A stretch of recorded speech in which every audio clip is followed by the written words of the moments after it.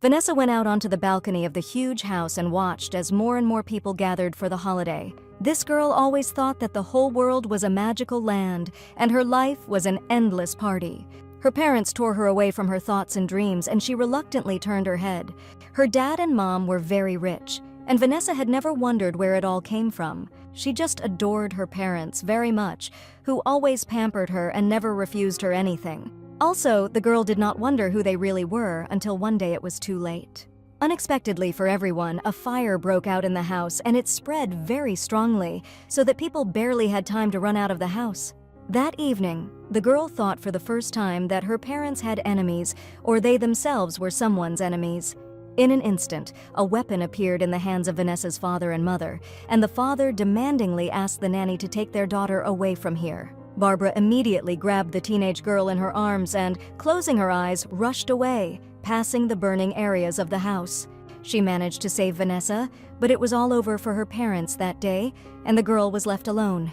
Tears did not stop flowing on her face. She could not believe that her parents were no longer there, and the nanny asked her to follow her. Encouraging the orphan, the nanny promised her that they could make her very strong, even stronger than her parents. Vanessa only saw the nanny as strong now, but she was only strong in protecting the children in her care.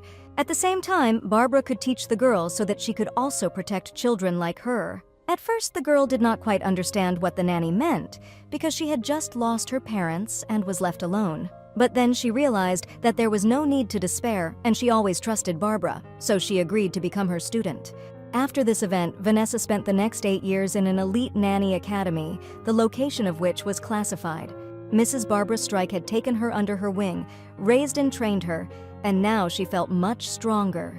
After these years, this woman became the director of an elite nanny academy, which even pleased Vanessa. And now, after numerous lessons and training, the girl was ready to take on the first serious task. Shortly before her visit to the director, Barbara was talking about a generous offer with a certain Mr. Parvalone.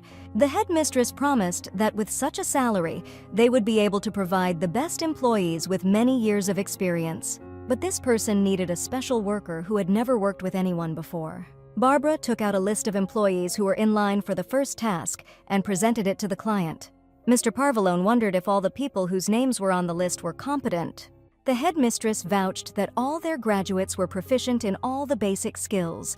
They were all very well versed in early childhood development and psychology. It was also important for the employees to know how to provide first aid to the victims. Self-defense was also taught here so that the employees had the opportunity to protect the child at the right time. It was considered important that all employees knew how to drive a car and other vehicles well. Cybersecurity was also given great importance, so employees were trained in computer science. Barbara also named the qualities of housekeeping, financial planning, politics, and more. Then the headmistress asked Mr. Parvalone why he needed an elite nanny. Oscar Parvalone recalled how 2 weeks ago he talked to one person. He admitted that he had screwed up in front of his master and promised to fix everything, but Oscar only needed the ledgers. He was going to issue a bill to the guilty person, and he would need to pay it. Then Mr. Parvalone said that he would notify this Jack when he needed his services. And then he added that he needed more milk at the moment, but Jack didn't quite understand him. It's just that his son Cody loves chocolate milk very much, and now Oscar has demanded that Jack provide it. This boy had just approached the Oscars, and the man wondered why this child was so nervous now. But the child took a threatening position and demanded a double portion from Jack for his oversight.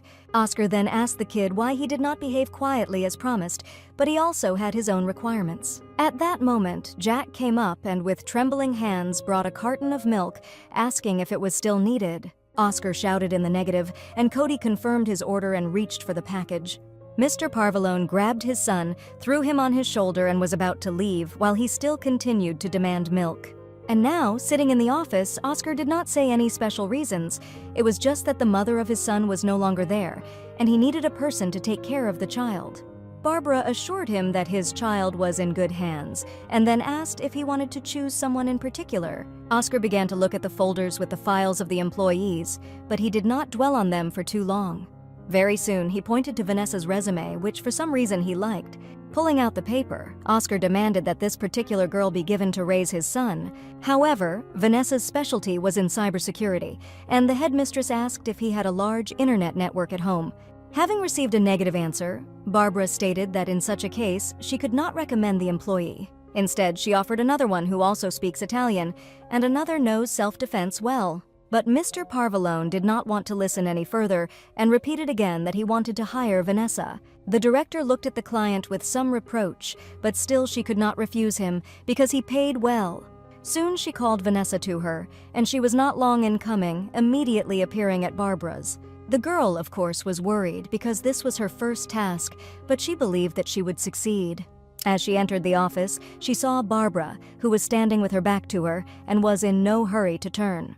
In the same position, the director notified the girl that she had been offered a task today, and she had already managed to rejoice. Without hesitation, Vanessa cried out that she was completely ready and that she had been ready for a very long time.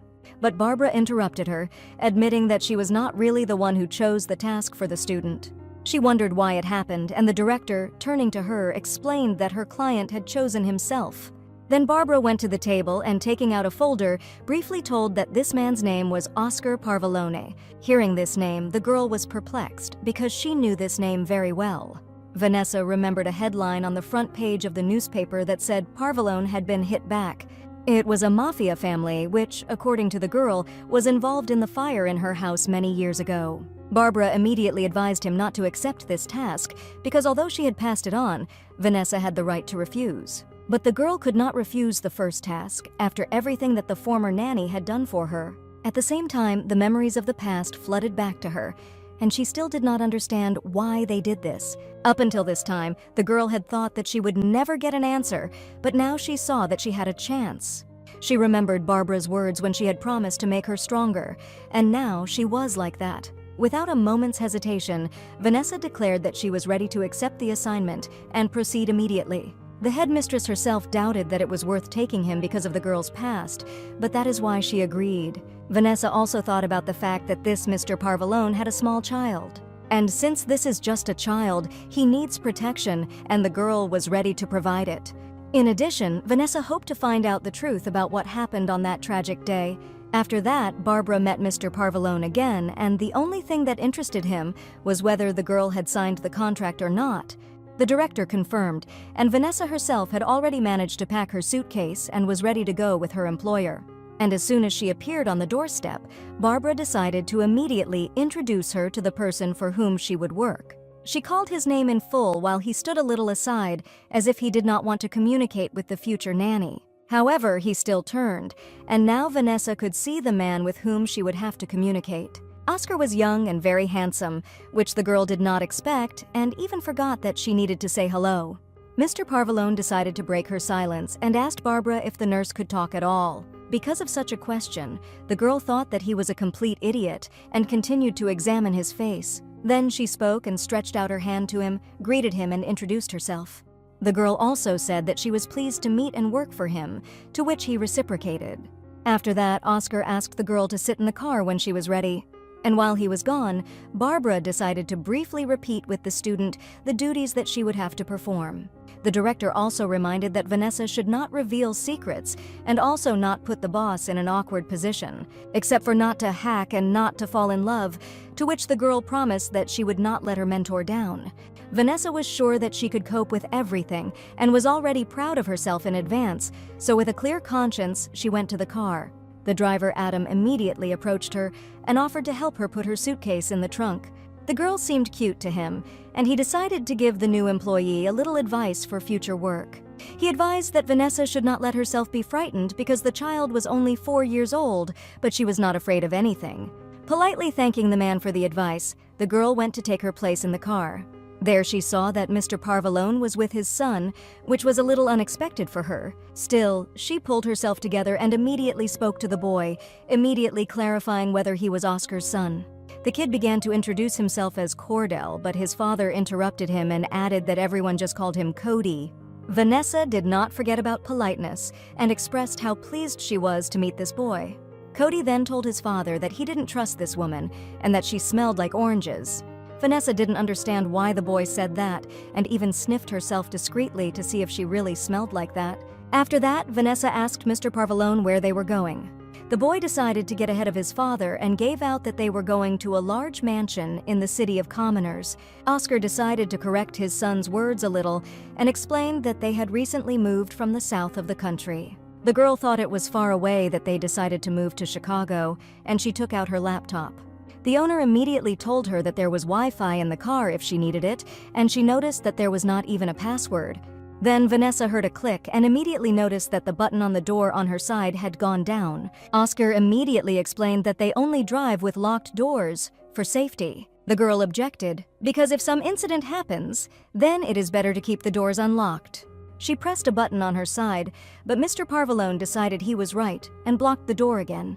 He then explained that if the kidnappers tried to take his son at a traffic light, it would be better to block him.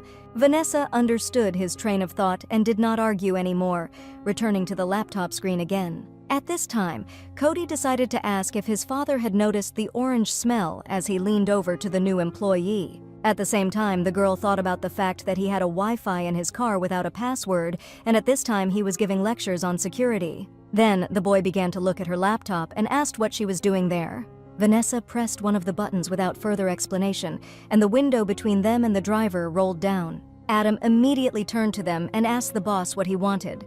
But he didn't need anything, and Cody noticed that his new nanny was quite cunning and skillful. Then Vanessa pressed the button again, and the glass between them and the driver rose again. After that, she turned to Oscar and offered to put a password on Wi-Fi if he was so worried about security. Mr. Parvalone squinted at the girl, but at the same time he understood that she was right and agreed. After a while, they arrived at the large mansion of the Parvalone family on the outskirts of Chicago. Adam immediately suggested that Vanessa follow Oscar, and he would take care of the luggage himself. The girl instantly examined the situation and was surprised that there were no guards and even no cameras. As they entered the house, Oscar explained that Vanessa's room was on the second floor, second from the left. Then he turned to the boy and explained that now he would be with this girl, but the boy wanted to be with his father. Oscar still insisted that from now on, Cody should contact Vanessa for any questions. He also decided to save his son from traveling, and he was only capricious in response, thinking that his father considered him incapable of business. Mr. Parvalone really did not want to involve the boy in this, but he kept saying that his father needed him. This made little Cody so angry that he threw his drink on the floor and ran out of the house. Oscar explained that it was hard for him now without his mother, and Vanessa noticed that the boy had become very attached to his father. Then the girl asked if Cody knew what Oscar was really doing. In response, the man asked if Vanessa knew this, and she immediately remembered the notes about his affairs. In response, she only admitted that she had read some of the news, but did not really delve into his business. Oscar nevertheless decided to tell the girl in more detail, trying to be extremely honest with her.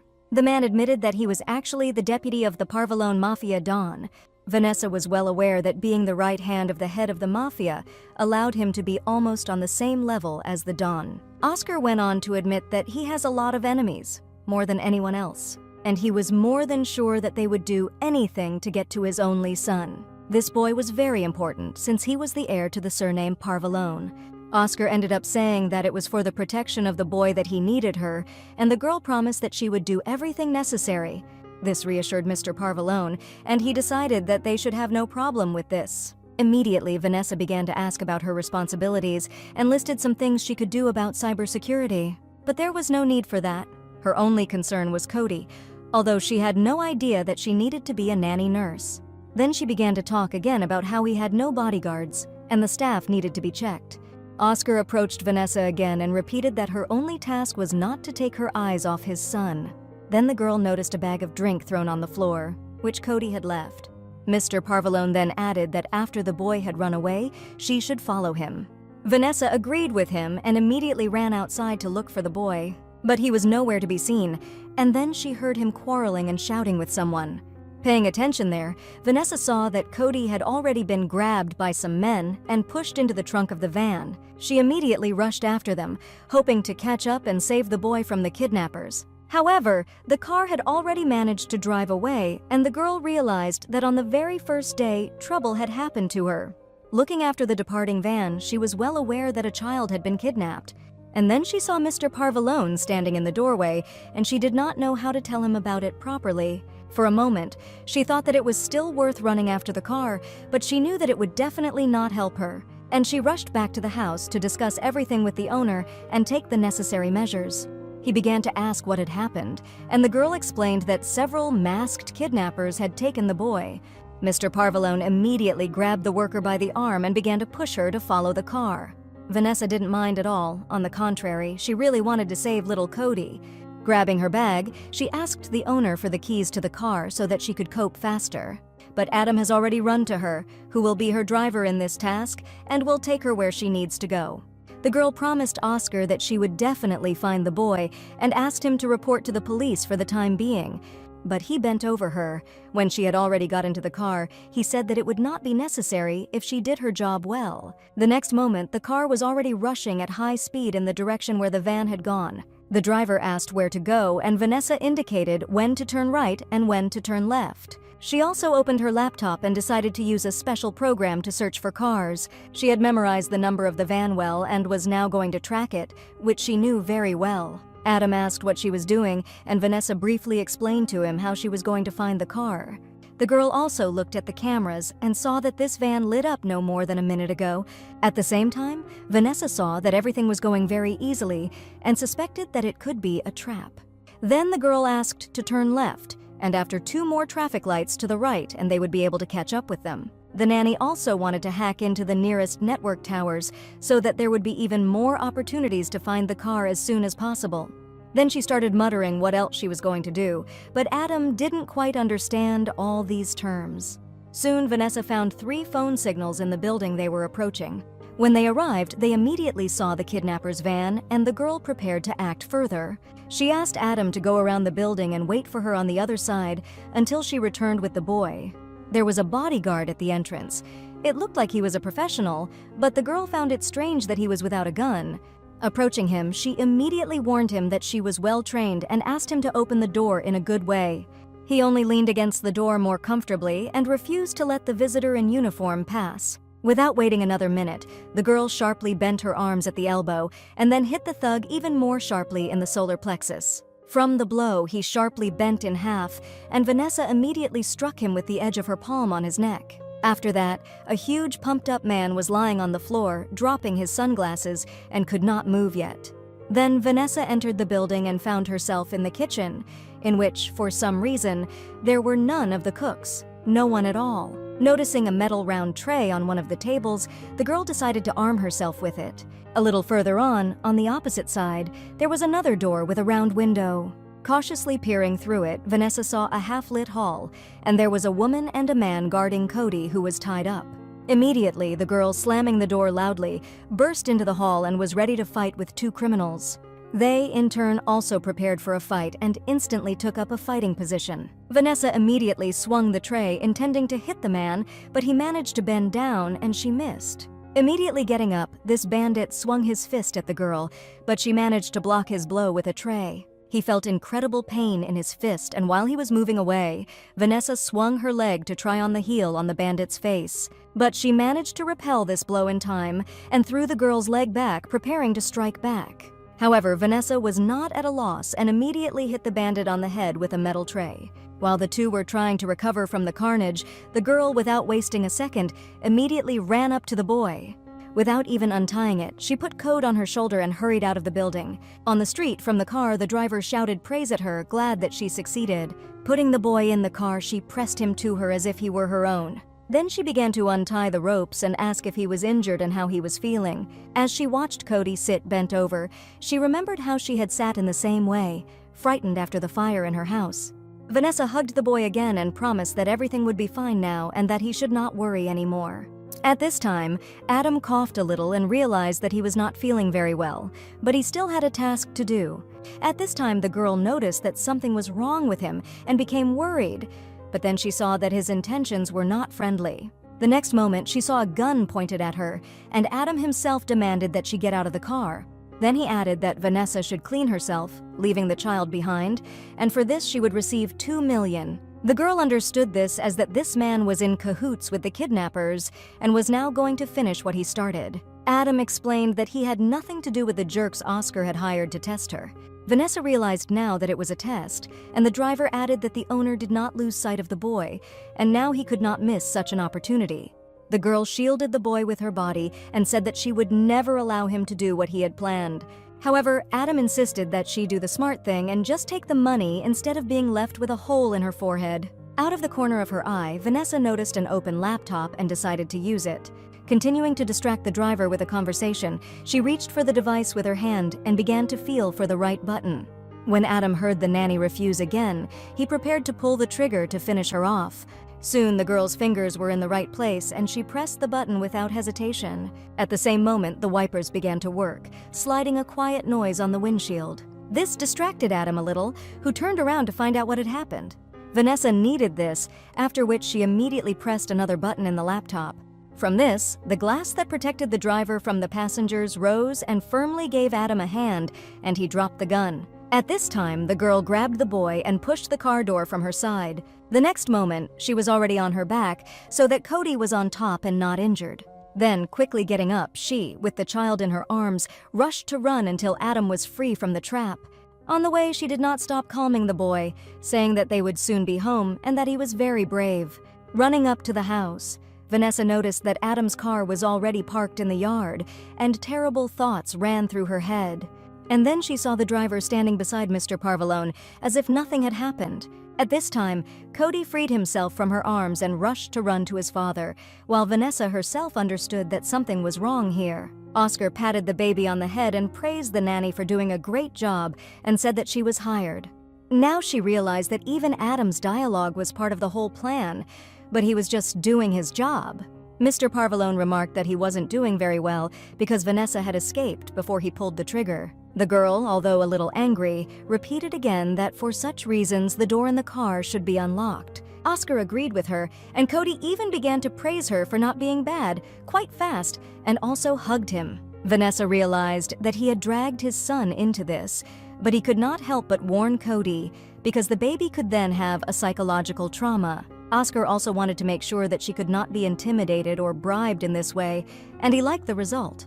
He explained that this had happened to previous babysitters before, and Vanessa promised to keep an eye on Cody, but asked him to trust her. Mr. Parvalone could not agree to this because he did not trust anyone or anything. When Vanessa asked about the reason, he admitted that his wife had disappeared a year ago. Then he took out of his pocket a wedding ring the size of a woman's finger and which was covered in blood. He then added that one thing the police had failed to mention in the reports, namely that his wife had been murdered. Oscar's face looked very sad and mournful. He even closed his eyes, remembering his wife. Vanessa noticed how embarrassed little Cody was when his father remembered his mother and realized that the boy was sad too. Then she asked the employer not to talk about it now, since the moment is not the most opportune. Oscar understood what the girl meant and asked his son to go to his room, but he objected, claiming that he was actually fine and did not really want to return to the house. Then Vanessa noticed the windows and asked where exactly the boy's room was. He made a slightly displeased face, not understanding why the new nanny needed the window of his room. The girl then jokingly suggested that the child's room should be the one with the lace curtains. Cody denied it, and Oscar explained that his son's room was on the opposite side of the house.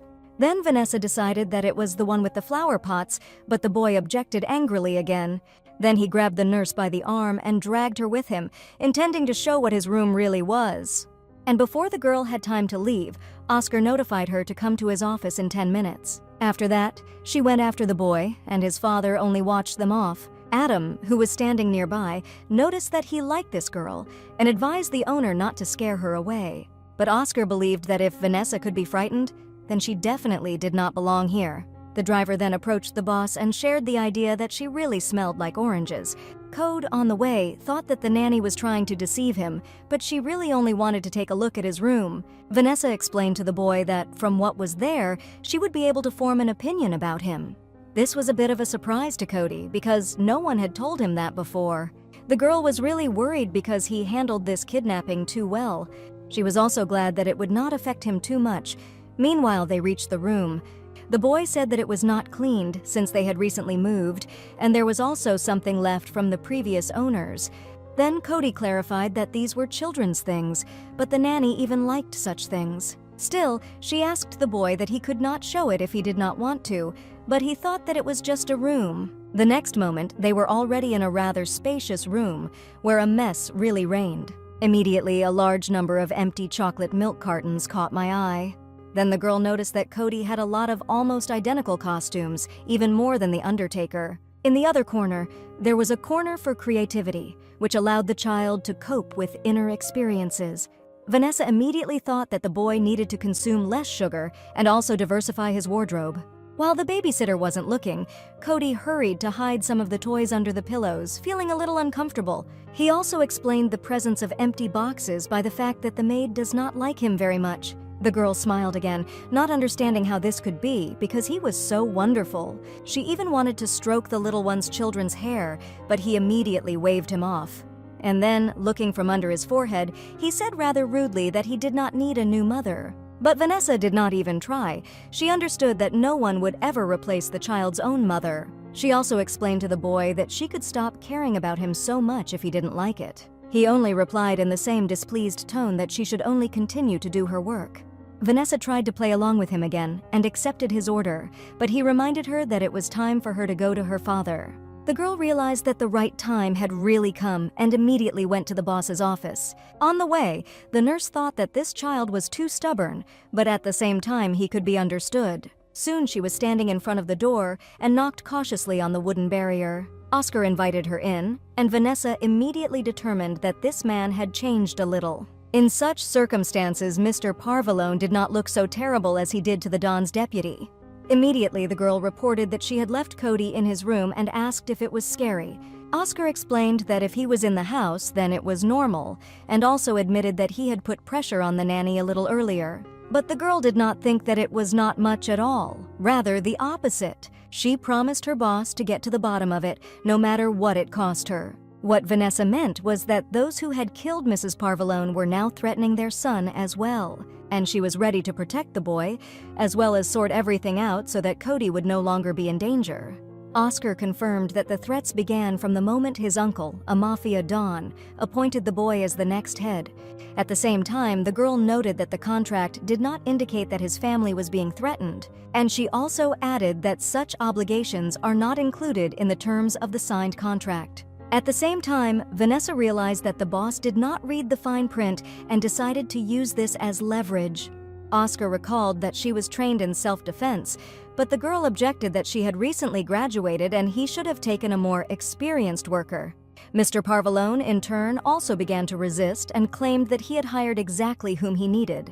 The girl did not immediately understand what he meant and asked for a more detailed explanation. For a moment, she even thought that this man knew about her past and guessed that she had come for answers. But Oscar only explained that he did not need anyone else and asked what conditions the nanny had in order to stay. After all, Vanessa realized that this task was much more difficult than the one she had signed up for, and he began to offer compensation options. The man offered to increase the payment, although the girl was going to provide him with new conditions before. And while she remained silent, Oscar continued to offer her various incentives, such as a house in Mallorca or connections in politics. But Vanessa considered all this useless if she did not cope, and she also wondered why he needed her. And then the girl asked the owner to give her full access to everything she needed. Mr. Parvalone asked her to clarify, and the girl added that absolutely everything, as it would help protect the boy. Oscar found such an application even interesting, and her work ethic seemed selfless to him. But Vanessa has stated that she just wants to survive this mission, so she wants to use all possible ways. The boss thought about it because there were some things he could not provide her, neither a business account nor customer data. The nanny was not interested in his business and promised not to look at what she did not need at all. The conversation began to take on a more amusing character for Oscar, and he again asked to clarify what she was trying to achieve. And Mr. Parvalone was also interested in what all this would give the girl, that she was so scrupulous about everything. After quickly going through several options in her mind, Vanessa stated that she had an even more personal request. Then, taking a deep breath, the girl asked the boss to leave a guaranteed excellent review for her. After all, she was putting her life on the line for Cody, and if he was okay in the end, she wanted her work to be appreciated. The girl also asked Oscar to become the highest patron for the elite nanny academy. After listening to Vanessa, Mr. Parvalone thought that her demands were quite small. But she asked again, and he promised that he would do it in a year, when it was time to leave Chicago. But then Oscar looked at the nanny a little threateningly and said that everything would be different if something happened to his son. If this happens, then the girl will very much regret that she did not die during her task. And although Vanessa was not a fearful person, these words still made her think a little. The appearance of the boss at this moment was so menacing that it even seemed to her that he could hit her. But he did nothing of the sort, but only made her feel at home. Leaving the office, the girl realized that he was talking seriously, and it could be read in his eyes. Vanessa was well aware that a person like him would kill her very slowly in case of a mistake.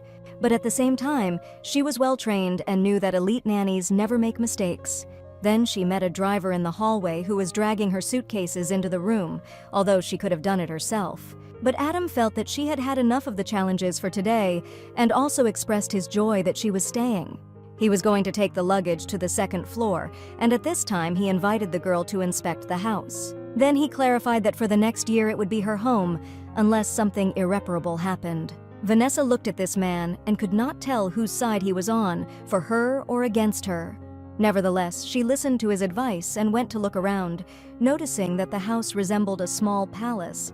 Then she decided to take a walk in the garden and at the same time to see how safe it is. Not far from the door, Vanessa noticed a security guard she had already known unofficially. It was the same guard she had recently killed to save the boy. When she reached the fence, the girl saw that it was 3 meters high and there was barbed wire at the top. In addition, in some places, she noticed several more guards as huge as the first one. Walking further, Vanessa saw that there were also beautiful things here, such as fountains. And yet this place, where she learned that a boy usually plays, did not seem like a playground to her. Therefore, the girl thought that it would be very good if she took the child to the park somehow. Back in the house, Vanessa went to look for her room and saw that it was quite spacious. But it wasn't luxury that bothered her, and she took advantage of the moment to charge her laptop. But when she opened the briefcase, the girl noticed with horror that the device was not in it, and began to remember where she had left it. After going over recent events in her head, Vanessa realized that she had left the laptop in the car. This happened exactly at the moment when she jumped out with the boy. Looking out the window, she hoped that she would be able to take it right away, but there was no car in the yard. Then Oscar came in to the nurse and invited her to join him at dinner, which was already ready. Vanessa immediately asked how she could get her laptop, and the boss promised that Adam would take care of it. Then she inquired about the boy and learned that he had decided to dine in his room that day. She also wondered how often it happened that Cody didn't join the table. Oscar explained that his son had been doing this lately, and the girl decided that it was due to the loss of his mother. And then the boss turned around and angrily said that he did not need her reasoning at all. After all, he knows his son very well and does not want to hear anyone's opinion about his feelings. Then he repeated to the nurse again that she had only to worry about the boy's safety. At this time, Cody was standing outside the door and trying to imperceptibly overhear what the adults were talking about.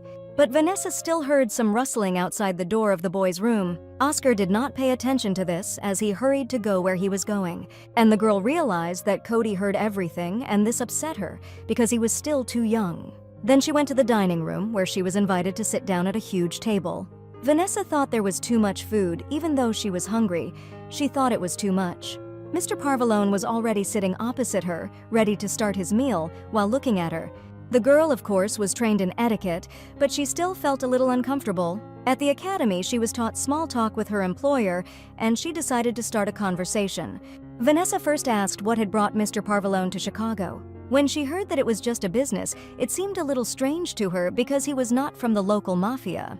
That company had no influence here, and it also knew that the local mafioso families would not welcome him.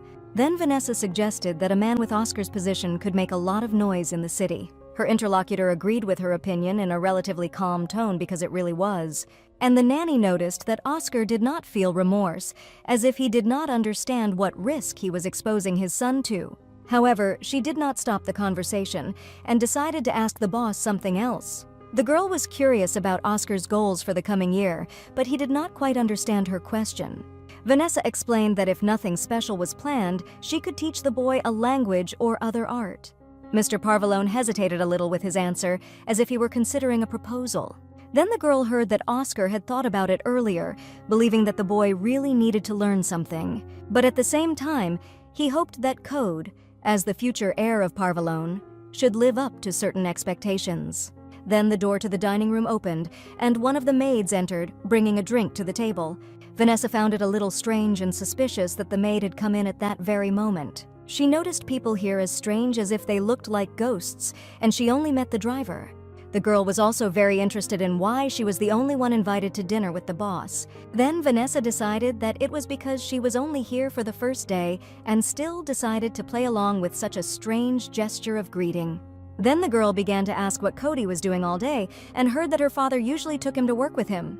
She did not think that this was right for the child and said that from now on, this will no longer happen. At that moment, she noticed that the boss's mood changed and he even noticeably clenched his fists. Then Mr. Parvalone ordered Julia's maid to leave them for a while and he was going to clarify something. Vanessa noticed the mysterious look of the maid and realized again that something strange was definitely going on here. Then Oscar got up from his chair and asked the nurse to follow him and headed for the door. The girl wanted to ask him something else, but he advised me not to say another word for the time being. A guard stood outside the door as usual, and Mr. Parvalone motioned for him to do something. The girl walked past this huge man, thinking that he had been ordered to do something to her. But he remained standing still, and Oscar himself grabbed her by the arm and dragged her in the other direction. The girl was a little glad that the boss did not scold her in front of others, but on the other hand, it seemed too much to her. When they stopped, Vanessa immediately began to apologize for allowing herself to say too much. But Mr. Parvalone interrupted her that she should not apologize at all, and in this he fully agrees with her. Then he asked the girl to feign fright, but she did not understand why it was necessary. Mr. Parvalone repeated his request again, squeezing her hands tightly, and she agreed. Then the guard saw how the boss was shaking the girl, and she began to scream as if before death. After that, Oscar hid her behind a tree again and said that he had only one goal for Cody. He was about to say this when a rustle was heard nearby and the chief fell silent. A moment later, one of the guards appeared in front of them, as if blocking the light of the moon with his huge body.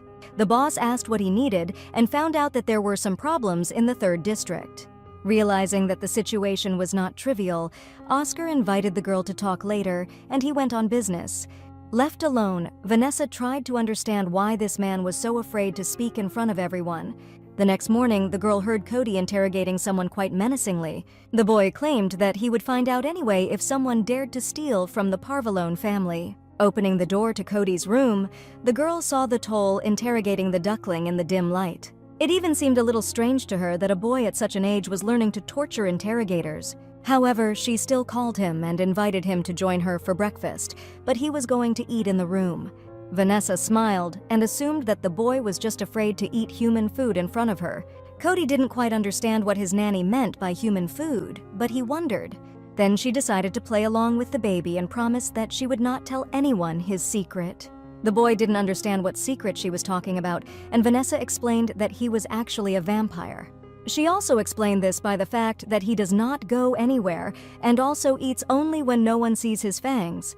But Code objected and explained in response that he was not a vampire and simply did not want to eat with her. To this, Vanessa admitted that she herself had already eaten, so the kitchen was completely at the boy's disposal. Then she decided to leave him alone, inviting him to meet later downstairs. When the babysitter left, Cody was still dissatisfied for a while, not understanding why she wouldn't leave him behind. Then he noticed the duckling's gaze and ordered him not to look at him like that. After breakfast, Vanessa washed the dishes and was glad that the boy had finally eaten out of the room. On one of the plates, she noticed that he had drawn a vampire's face with fangs with sauce. The girl considered it a little impudent, but still she was glad that the child ate. And while she was finishing cleaning, after thinking for a while, she heard someone enter the kitchen. Turning around, Vanessa saw a woman in an apron in front of her and realized that it was Mrs. Kenneth. She immediately asked what the nanny was doing here, and the girl reported that from now on she would keep an eye on Cody's breakfasts and lunches. Vanessa also promised not to disturb Mrs. Kenneth, and she noticed that the new employee cleaned up well. Then the maid reached for one of the cabinets, almost pushing Vanessa, and explained that Mr. Parvalone wanted coffee. In the process of cooking, Mrs. Kenneth asked how the girl had slept, and she lied that everything was fine. In fact, the girl did not close her eyes because she could not get rid of the feeling that she was constantly being watched. Then Vanessa began to ask the maid if she had seen her laptop, which she really needed. But Mrs. Kenneth did not understand what was good about this technology and thought it was better to read a book. At that moment, the voice of the owner was heard from the door, who asked where his coffee was. Vanessa immediately turned and noticed how calm Mr. Parvalone was now, but she was sure that he was just pretending that nothing had happened last night. Oscar noticed the girl's curious look and decided that she had some kind of problem. She didn't say anything to him, only to check if little Cody was okay. At the same time, Vanessa could not fully understand her boss, because yesterday he wanted to tell her about his son. Approaching the boy's room, she again heard him menacingly communicating with the duckling and realized from whom he had picked up such a thing. And while the child remained busy, Vanessa decided to go and find out what happened to her laptop. Entering her room, the girl noticed that the device was already lying on a small table. Vanessa was just eager to investigate, and she decided to take advantage of her free moment. Oscar did not tell her anything about his biography, so she decided to use a search engine. Opening the laptop, the girl immediately entered Parvalone's crimes in the south of the country. And soon she was able to read that this family had been running a mafia group for 100 years. Oscar's uncle is now a don due to his older brother dying and handing over the rule. But the uncle had no sons of his own, so his nephew became his deputy, and Cody is the heir. Now the girl was beginning to understand why this child was so serious and behaved like this. Then Vanessa decided to see what they wrote about Parvalone on the dark web and immediately began to poke at the keyboard. There, on some sites, the girl read that despite his short stay here, he had already managed to make enemies. At the same time, Vanessa could not understand why this man was doing this and climbing through the thick of problems. And then it occurred to the girl that Mr. Parvalone must have run out of business in the South. Then she heard Code calling her a mad ant, but it didn't make her angry at all. The girl immediately closed the laptop and went to see what the boy needed. Entering his room, she saw that a duckling was already stacked in her laptop bag, and Cody himself was looking for something. The boy could not find his favorite tie, and he was going to go to a night event with his father. The girl realized that Cody did not yet know that her father was not going to take him with him, and she began to think about how to explain this to him. Immediately, she offered to stay at home and play while Mr. Parvalone sorted out his business. But Cody was sure that his father needed his help because he was going to meet people who hated the Parvalone family. This was new information for Vanessa, and she even wondered how the little boy knew this. Cody also believed that when he was around his father, he was underestimated, and that was their advantage. Then the boy suddenly began to ask the nurse to support him when his dad came. The girl did not know what to answer, and then Oscar entered, who asked his son to stay with Vanessa. He himself was going to return only the next evening and believed that it would be safer for his son to stay at home. This upset the boy very much, and he tried to remind his father of what his uncle wanted, but he did not agree and insisted that Cody should stay in the house so he would be calmer. As he was leaving, Mr. Parvalone turned to his nurse and asked him to keep a close eye on his son. Then the girl decided to take the chance and asked the boss to stay a little longer. He did not understand what she needed, but decided to listen, thinking that it might be important. At this time, Cody stared attentively at the nanny, hoping that she would still ask his father to take the little one with him. But the girl did not say anything of the sort, but only asked for access to his security system again. At that moment, the boy felt betrayed and abandoned, as if his last hope had been shattered. And Oscar didn't have time to do it right now, but he promised that he would talk to Vanessa about it when he returned. After that, Mr. Parvalone closed the door behind him, leaving my son as a nanny who was now offended by the whole world. The girl decided to defuse the situation and offered the little one to have dinner together. But Cody didn't want anything, and he asked the nurse to leave him alone and leave. Vanessa wanted to say something else to him, but Cody shouted at the top of his voice for her to get away. The girl still tried to persuade him, promising that they would have fun together. But the boy didn't see anything fun in it and was sure that his father just decided to leave him behind. Vanessa had no choice but to leave the boy's room, and he slammed the door behind her. In a way, she was well aware of how Cody was feeling, because she had once been in a similar situation. In the girl's memory, memories of her burning home resurfaced, and there was nothing funny about it. That night, Vanessa could not sleep again. She was again overcome by the feeling of surveillance. She searched the entire room for cameras but found nothing, and yet the feeling did not leave her. But despite all this, it was time for her to get ready to resume her duties. She also looked at her perfect room and thought that there was something terrible behind it all. But then Vanessa noticed the rising sun and decided to go out onto the balcony to admire the rays. After standing there for a couple of minutes, she returned to the room and decided to look into the search engine, and immediately she saw that Cody was already comfortably seated on her bed, and the nanny invited him to breakfast. The boy still refused, and then Vanessa offered to take him to the park after breakfast. Cody still refused to eat her disgusting food, and even more so was not going anywhere.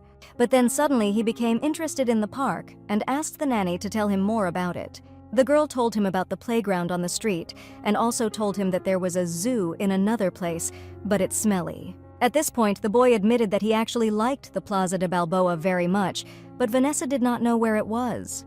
He explained that this is in the center of the city between the rivers, and there are many trees and benches, as well as fountains. The boy also admitted that they often went there with his dad and fed the ducks there. Already knowing a little about the character of the boss, the girl tried to imagine this picture. Still, she agreed to go there with Cody, but on the condition that they have breakfast together. After a while, Vanessa watched as her foster child fed the ducks breadcrumbs. At the same time, he asked the birds not to fight since he had enough bread for everyone, but they continued to cackle. Watching Cody, the nanny saw that this boy really missed his father, who disappeared somewhere all day. Soon the boy got tired of feeding the ducks, which by nature did not stop fighting, and threw the rest of the bread into the fountain. Then he turned to Vanessa, asked her to buy him ice cream. The girl noticed that it was time for dinner and did not want him to spoil her appetite. But the boy asked again, even with the word please, and added that his dad always bought him ice cream. At this moment, the baby looked so adorable that Vanessa could not refuse him, but only one ball. She then pointed towards the ice cream tent and invited him to go there. Cody objected and explained that his father always buys him in the old quarter, as there is even pistachio there. The girl agreed since he wanted this ice cream so much, and they went there. There were a lot of people in the area, and it seemed like a place for tourists. Approaching the cellar, Vanessa immediately asked for pistachio ice cream with chocolate chips for the boy. At the same time, the girl addressed him in French, and from his reaction, she realized that she still needed to learn. In a moment, the ice cream in the cone was ready, and the nanny took out her phone to pay through the terminal. At this time, Cody was looking carefully at the ice cream, which he was eager to taste. But suddenly, he came to his senses and ran away from there, as if a pack of bandits were chasing him. Vanessa barely had time to see which way the boy was heading before disappearing into the crowd. She immediately hurried after him, intending to catch up with him, but he had already disappeared around the corner. At first, the girl could not understand why Cody did not take the ice cream he asked for. She began to call him, only he did not call him names, and then she began to understand where Oscar's son could go. Mr. Parvalone was driving to an important meeting at that time, and he decided to devote the time on the road to thinking. Soon, the driver told him that an incoming video call had been received, and he asked from whom. Adam immediately replied that his uncle wanted to talk to him, but Oscar didn't even want to talk to him at that moment. He only asked to clarify what Uncle Johnny needed, since he decided to call in the middle of the day. The driver could not know what it was, but advised not to keep his uncle waiting. Then Oscar agreed to talk to him and asked the driver to connect with him. Opening the laptop in the salon, Mr. Parvalone pressed the button and immediately his uncle appeared on the screen.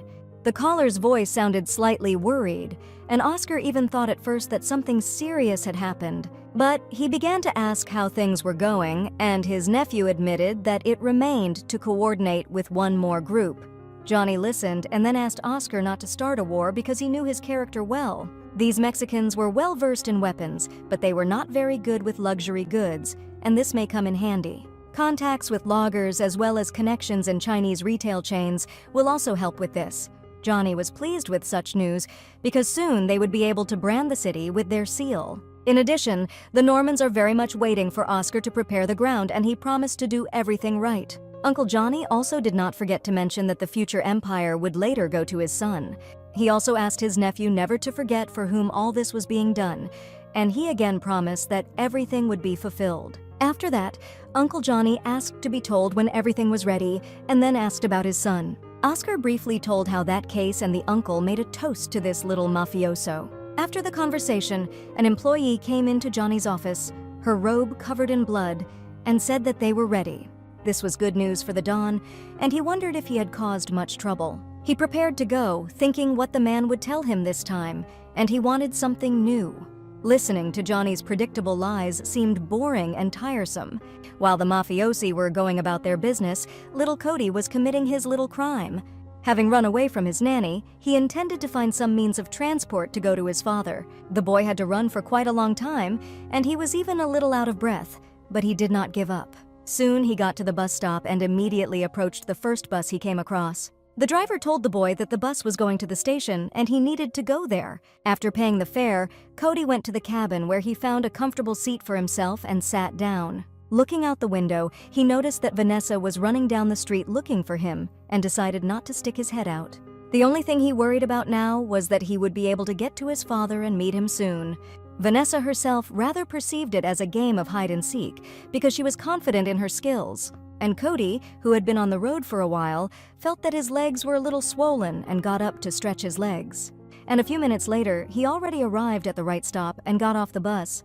But as soon as the boy came down from the step of the transport, he immediately saw a familiar face in front of him. About 8 minutes ago, the nanny, who was sure that she would quickly find the boy, began to think over a plan. She went over in her head the possible ways of his escape, glancing at the stop near which the bicycles were parked.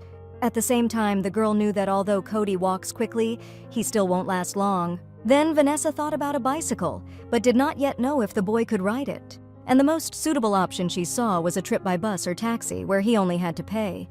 Then the girl closed her eyes to get a better idea of which way Cody might be heading. Moreover, the boy most likely chose the fastest way to get to his goal. Vanessa also remembered how he went through his things in search of a tie to go with his father. But Mr. Parvalone decided to leave the boy at home that day for the first time in a long time. And now the nurse was just sure that Cody was determined to find his father to be with him again. Then Vanessa listened to the conversation of some girls discussing a child in a cute suit. At the same time, the girls were glad that children can safely travel by public transport here. Vanessa realized that they were talking about Cody and immediately began to ask which bus he had taken.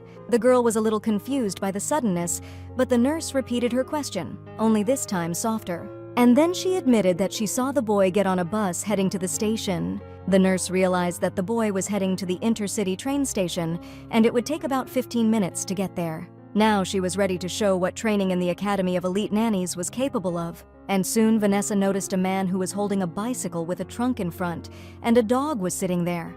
She immediately approached this man and quite politely asked him to lend her a transport. While the man was moving away from the charm of the cute girl, he remembered that his dog was still in the basket.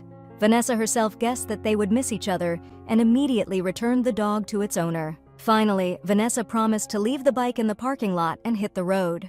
The girl rushed along the road, passing cars that were going in both directions and honking at her through one.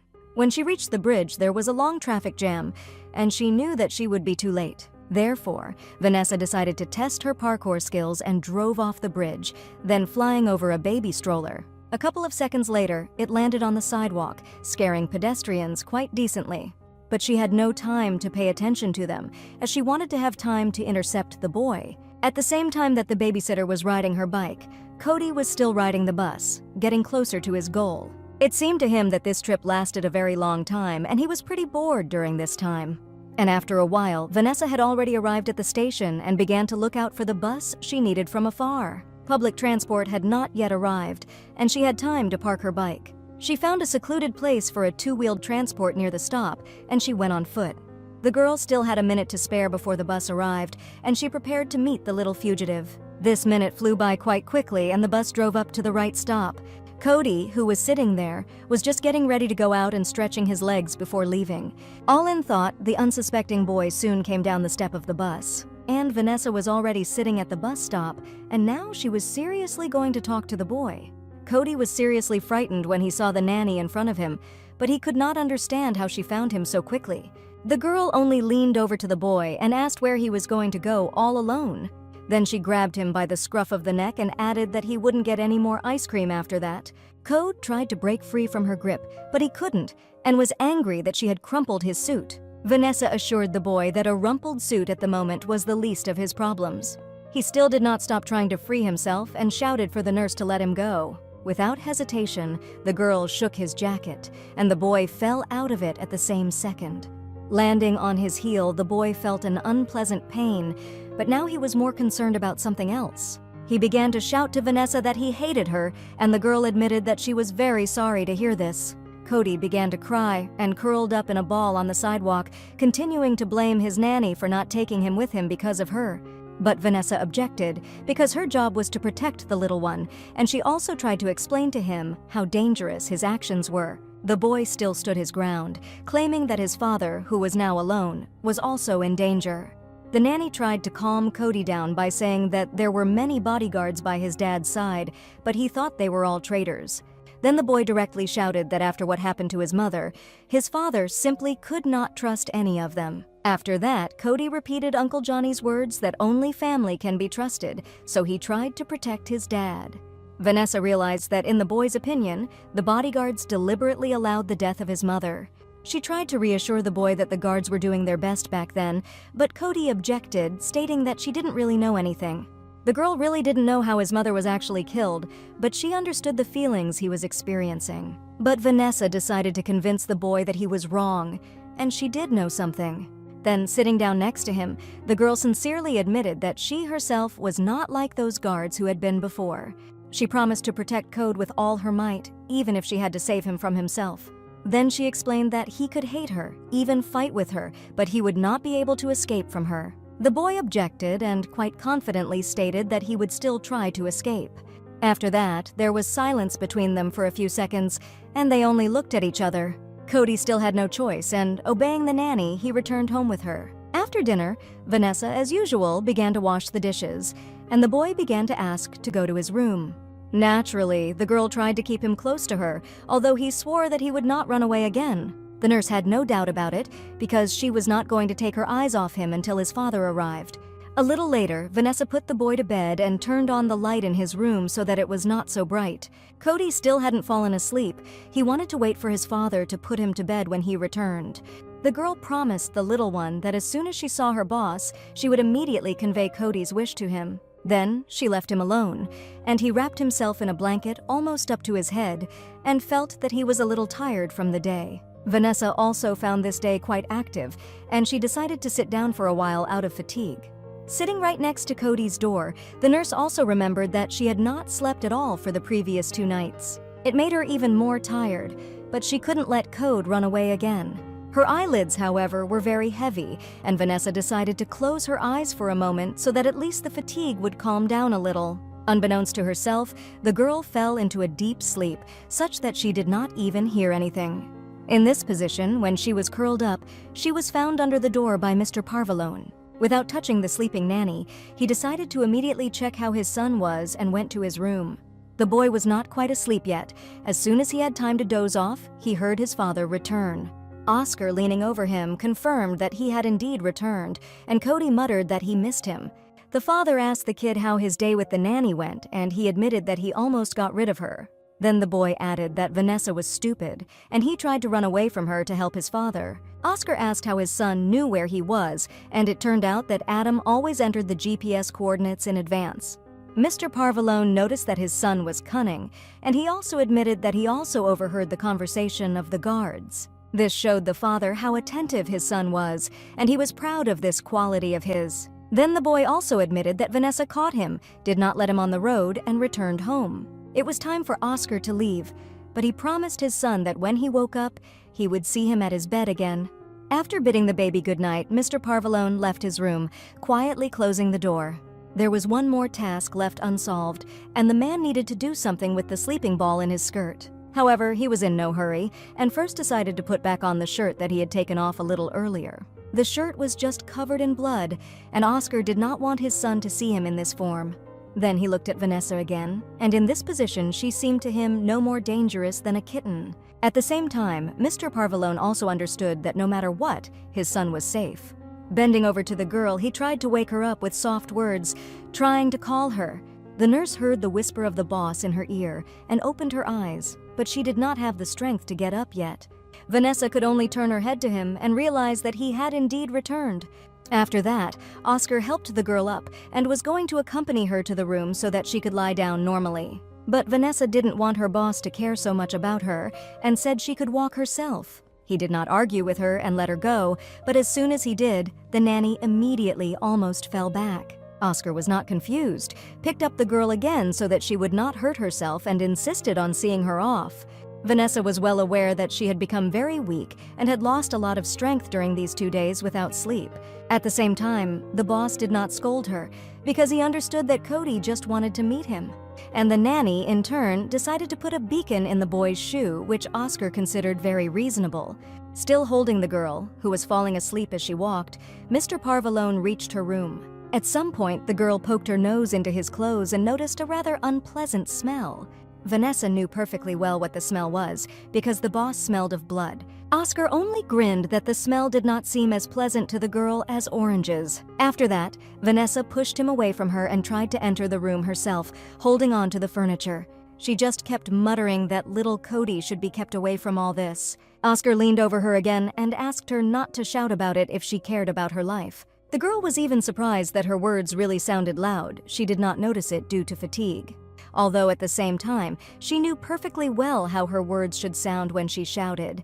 The boss did not want to argue with her anymore, and only advised the girl to sleep well.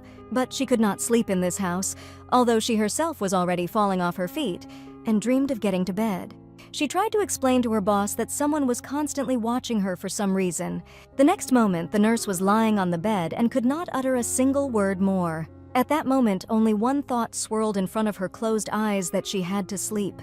Mr. Parvalone was even a little surprised that Vanessa was able to understand that she was being watched. He thought that she had good intuition, and he was happy about it, because she would definitely need her. He himself knew well that the girl still had a lot to do, but now he decided to leave her to sleep. The next morning, Vanessa was glad that she had finally managed to sleep, and now she felt less tired. Then she began to remember being escorted to the room by Mr. Parvalone, and she felt embarrassed. In addition, that evening her internal signals of alarm and danger did not react at all. She thought it was strange enough, because Mr. Parvalone was the man she should be most afraid of. But after being with these people for a while, Vanessa realized that they were not what she had imagined them to be. And Cody himself did not look like a victim who needed to be rescued and protected. Mr. Parvalone, who was a member of the Mafia, also did not look like some kind of villain at all. The girl knew that he wanted safety for his son, but for some reason he brought him to Chicago like a hornet's nest. Thinking about all this, it seemed to Vanessa more and more that something did not add up, but she could not understand what. Then she remembered again the moment when her boss woke her up at Cody's door. This even made the girl feel a little ashamed, because at that moment she felt something. She should not forget about the Academy's ban on emotional attachment. But there was no more time to distract herself. Vanessa knew she needed to find answers. Vanessa was going to remind her boss of full access, and this time she hoped to get it. At the same time, she decided that her heart should become an impregnable stone for these mafiosi. Thinking about it, she did not immediately notice Cody, who rushed past her in an inflatable duck and almost knocked her down. The boy was in a hurry somewhere, so that he did not even always fit into the turns, hitting them with a duck. Vanessa decided to immediately figure out what had happened and where little Cody was rushing so much. At the same time, the nurse continued to call the boy to stop and talk to her. In the chase, Vanessa found herself in the courtyard, where there was a large pool and several sun loungers. On one of them, the girl immediately noticed Mr. Parvalone, who was comfortably seated under the sun. From his well-built figure and excellent physical shape, the girl was even confused for a moment. Seeing her, Oscar explained to her that today was their pool day, and they were not doing anything else. All the more, he wanted to rest after the events of the previous night, when he again noticed an unknown car near the gate. Oscar was still awake, and he liked to look out the window sometimes, and then he noticed someone else's transport. This car stopped near his house for the third time in a week. Mr. Parvalone did not find it strange that the mysterious watchers did not even try to hide. At the same time, he drew a kind of investigation board on the map, on which he marked all the events. And after a while, his work began to bear fruit, and a more understandable picture emerged. Glancing at the map and markers once again, Oscar even thought that he had overdone it. Then he went to tell his son, who was still eager to spend time with his father. Mr. Parvalone promised the little one that they would definitely rest together the next day. And now, as they relaxed in the pool, Vanessa still couldn't figure out why it was the day. After all, the pool was in the courtyard all the time, and at any time you could come here to swim and sunbathe. Then the girl turned her attention to Cody, who jumped into the water with a bomb at a run. His jump immediately sent off a lot of splashes, which reached Vanessa as well, almost wetting her. However, she decided to take advantage of the fact that Oscar would be with her son all day and again asked for access to the system. Vanessa decided to start with a preliminary vulnerability analysis and recommendations for improvement. Mr. Parvalone only grinned and said that the girl did not understand anything. Taking off his sunglasses and placing them next to him, he leaned closer to the girl so that she could hear immediately. Then Oscar repeated once again that today was their pool day and no one should do any work. After that, he himself went to the pool to refresh his body, after lying under the sun for a while. Vanessa still couldn't understand what this had to do with her, since she was not a member of their family. Then the driver appeared on the threshold and immediately realized that the nanny had seen such an event for the first time. The girl assumed that it was scheduled for a schedule, but Adam explained that such days were completely random. Then he handed the nurse a towel, explaining that he had brought it especially for her and that she should join in. At the same time, the driver noticed that she would be a little hot in her uniform, so it would be better for her to change. Vanessa turned her attention back to Mr. Parvalone and thought that she could not be quietly next to him now. Then she began to explain to the driver that she actually had a lot of work and she could not stay here. But Adam decided to explain to the girl in more detail, adding a reason why he did not cross this threshold. The fact is that someone who went to the pool on such a day can no longer just return. Vanessa still couldn't figure out what this strange rule was, but that was the whole point of the pool day. Then the driver began to tell that Oscar and Cody eat in the pool and also sleep here too. But the nanny still did not want to participate in this, and immediately Mrs. Kenneth appeared, who decided that Vanessa agreed. Then, without crossing the threshold, she asked the girl to pass the coffee to Mr. Parvalone. Vanessa was equally reluctant to agree and tried to break past Adam, but he blocked her way to the exit. Realizing that she would not succeed, the nanny asked to bring her a laptop, but found out that equipment was also not allowed on that day. And then Cody came up to her, who offered to dive with him for a ring, thinking that it was fun. And then behind her back, she heard Oscar's voice, who hinted that she would not be able to escape from here. The boy then shouted that the day by the pool was considered sacred, and the nanny now only had to change her clothes. Mr. Parvalone immediately pointed to one of the doors, explaining that there was a changing room. After a while, standing in her swimsuit, Vanessa realized that her plans to get answers today had failed, and she decided to try to get along with Cody instead, so that he would not be so alien to her. Approaching the water, she saw that the boy was holding 3 rings in his hands and invited her to play again. Oscar, meanwhile, sipping coffee, watched with interest the actions of his son and his nanny. And Vanessa was already ready to jump into the water, and she decided to do it a little with effect. The next moment, she was cutting through the air with her hands and rapidly descending to the water. Parvalone watched with curiosity as the girl made her jump, head down. And a few seconds later, after the nanny disappeared under the water, she emerged with a ring in her hands. Cody immediately asked if his father had seen all this, and he nodded affirmatively. Then the boy told the nanny that he would be able to get the next ring first than her. The next moment, they were both under the water, each trying to reach the ring as quickly as possible. And when they surfaced, the boy noticed that he was definitely missing something. While they were underwater and he was carried away by the capture of the ring, the nanny managed to pull the duck circle from him. Now she even teased him in a childish way, trying to play, but this only made the boy angry. Still, she did not separate him from the duck and soon joined the owner to sunbathe on a sun lounger. Oscar noticed that they were having fun, and Vanessa noticed that the boy had quite a lot of energy. And while the adults were resting, Cody continued to splash in the water, not wanting to get out of there at all. Then Oscar remembered how recently the girl was very eager to gain access to his security system. This even seemed a little suspicious to him, because he decided that the nanny had ulterior motives to get closer to him. From such words, Vanessa even stopped chewing her sandwich because the boss himself promised to give her full access. After listening to the girl, Oscar sprawled on a chaise lounge like a model and asked if such full access was enough for her. It was definitely a joke on his part, but Vanessa, who knew him to be serious, couldn't believe he was joking. For a moment, she even thought that her boss had been replaced and now a completely different person was sitting in front of her. Adam, the driver, reappeared on the doorstep and asked the boss to talk to him. The driver never bothered Oscar just like that, and he immediately got up and came to find out what had happened. Vanessa even thought that after all the turmoil, Mr. Parvalone would just leave, and so did Cody. Adam briefly explained the essence of the matter and advised that the boss needed to see it himself.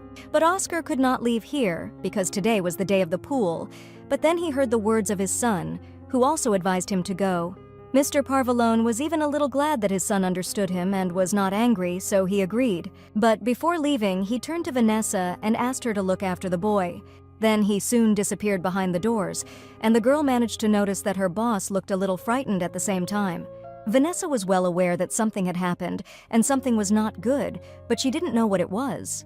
Presently, Mr. Parvalone, following the driver, was heading towards one of the sections of the fence near the gate. At the same time, he interrogated Adam if he had time to see the license plate of the car, which again stopped at his house.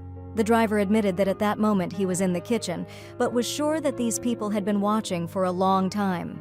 When Oscar reached the place, he saw that a gutted teddy bear covered in blood was hanging on the bars of the fence. He asked Adam to check for explosives or a surveillance device and to dispose of the toy later. Meanwhile, Vanessa noticed that the boy was still sad and suggested that he dive for the rings again. But Cody got tired of this game, and the nanny offered to come up with some new entertainment. Vanessa was going to guess his favorite things, and if she made a mistake, Cody could push her into the water. And although this game seemed silly to the boy, the girl decided to play anyway and offered to start with his favorite animal. Cody only stared questioningly, and the nanny, when she made a rather thoughtful look, and then she tried to guess which animal he liked and named the giraffe. But it wasn't the kind of animal that Cody liked, and he even playfully pushed the babysitter into the pool. It seemed that the boy was beginning to like this game, and now he offered to guess what his favorite food was. The girl was sure that she knew this, because she was his nanny after all, and she simply could not help but know. After going through all the dishes that the boy ate with an appetite, she named asparagus. But this time, Vanessa was wrong, and Cody pushed her into the water again, this time with even more enthusiasm. The girl somersaulted into the pool while pretending that she was significantly hit by the boy's push. This made Cody laugh even more, and he no longer tried to hide his childish laughter. Then he decided to confess to the nanny that she was not as bad as he had thought before. Then the girl noticed Mr. Parvalone behind him, and at the same time realized that he had not returned to continue bathing. Noticing the babysitter's gaze, Cody also turned around and was very glad that his father had returned, but he needed Vanessa. Mr. Parvalone offered to call Adam to his son if he wanted to continue swimming. The girl, meanwhile, was not long in coming and was already getting out of the water, especially since she herself was interested. She immediately asked the boss what had happened, but he did not want to talk about it in front of his son. Taking a towel from his neck, he threw it in the nurse's face and ordered her to come to his office in 10 minutes dry. Given how much time she had allotted, Vanessa knew she wouldn't have time to go to her room to get ready. Cody, meanwhile, shared with the babysitter that Adam wouldn't agree to swim with him because he didn't like to wet his hair. The girl found it quite interesting and even had a few thoughts about it flashing through her head. But then she leaned over to the boy and asked him to tell him his favorite food, although he did not understand why she needed it.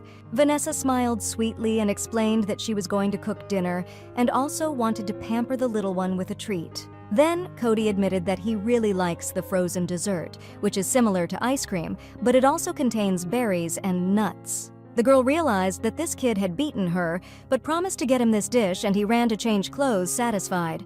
10 minutes later, Vanessa was knocking on the door of the chief's office, and he loudly invited her in. Mr. Parvalone was sitting at his desk, looking at something on his laptop with a very serious face. He asked the nanny to come over and look at one of the camera recordings, which was made about an hour ago. The girl could not even believe that there were cameras on the territory of the mansion, because she had not seen any of them. Oscar explained to her that the cameras were only outside, but she wasn't sure if he was telling the truth. However, now she had a chance to gain access to the system, although she did not imagine it that way. Looking at the video, the girl realized that there had been an intrusion into the territory. Then she saw a very creepy shot that scared Vanessa unfeignedly. On the monitor, a bloody teddy bear was clearly visible, which was hanging on the fence.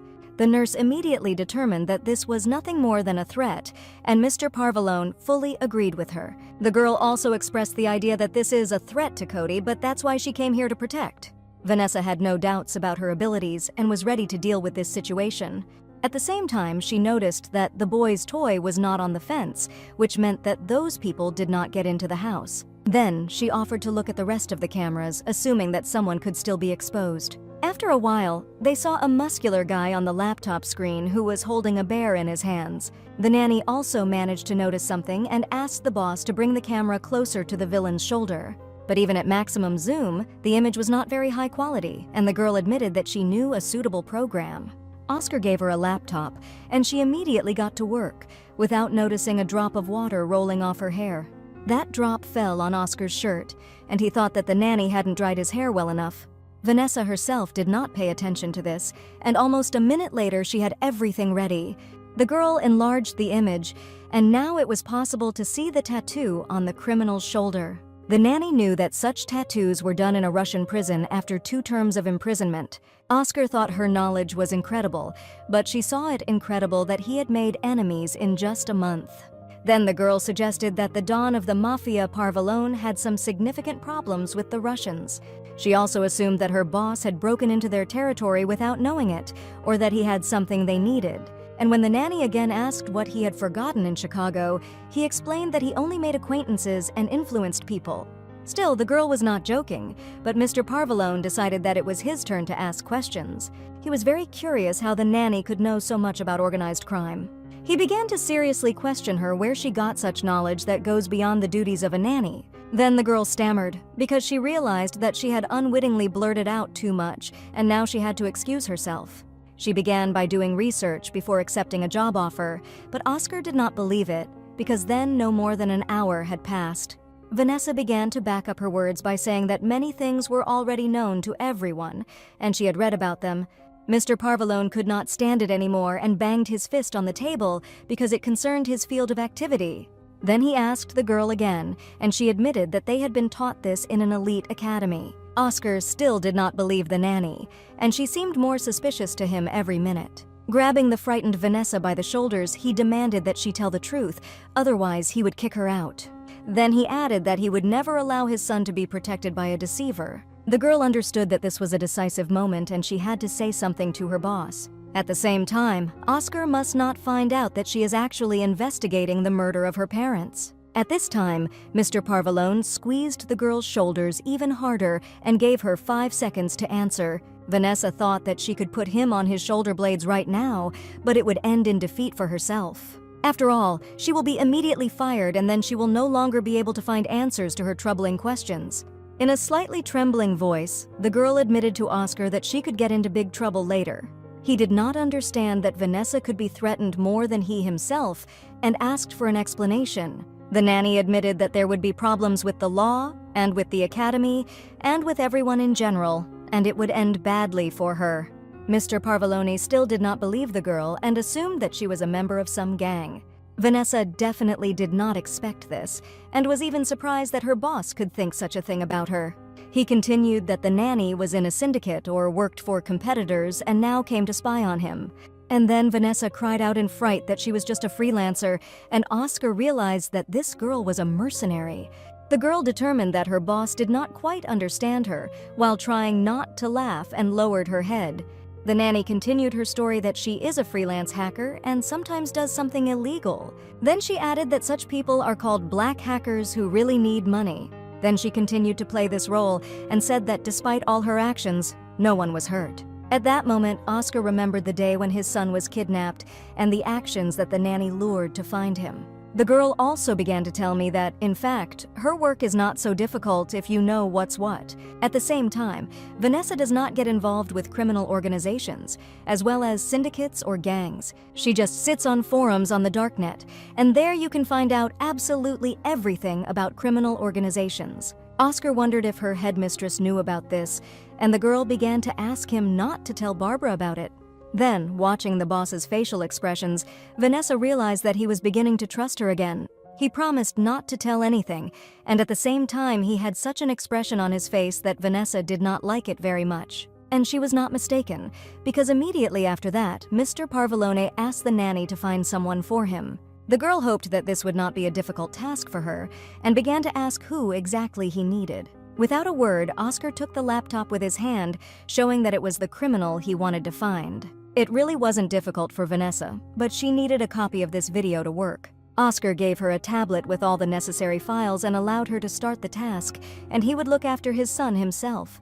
Leaving the boss's office, the girl thought that somehow he believed her too quickly. In any case, she was willing to accept any job he offered in exchange for his silence. In addition, Mr. Parvalone gave her a tablet that was connected to his network. After all, not every person would trust a hacker with their data, and the nanny thought that this could be another test. The girl swiped on the screen and it unlocked, and she continued to think. After all, if she were in his place, she would give the hacker access to the data and then check what this hacker would do. And then she noticed a program that was recording everything she was doing on the tablet somewhere else.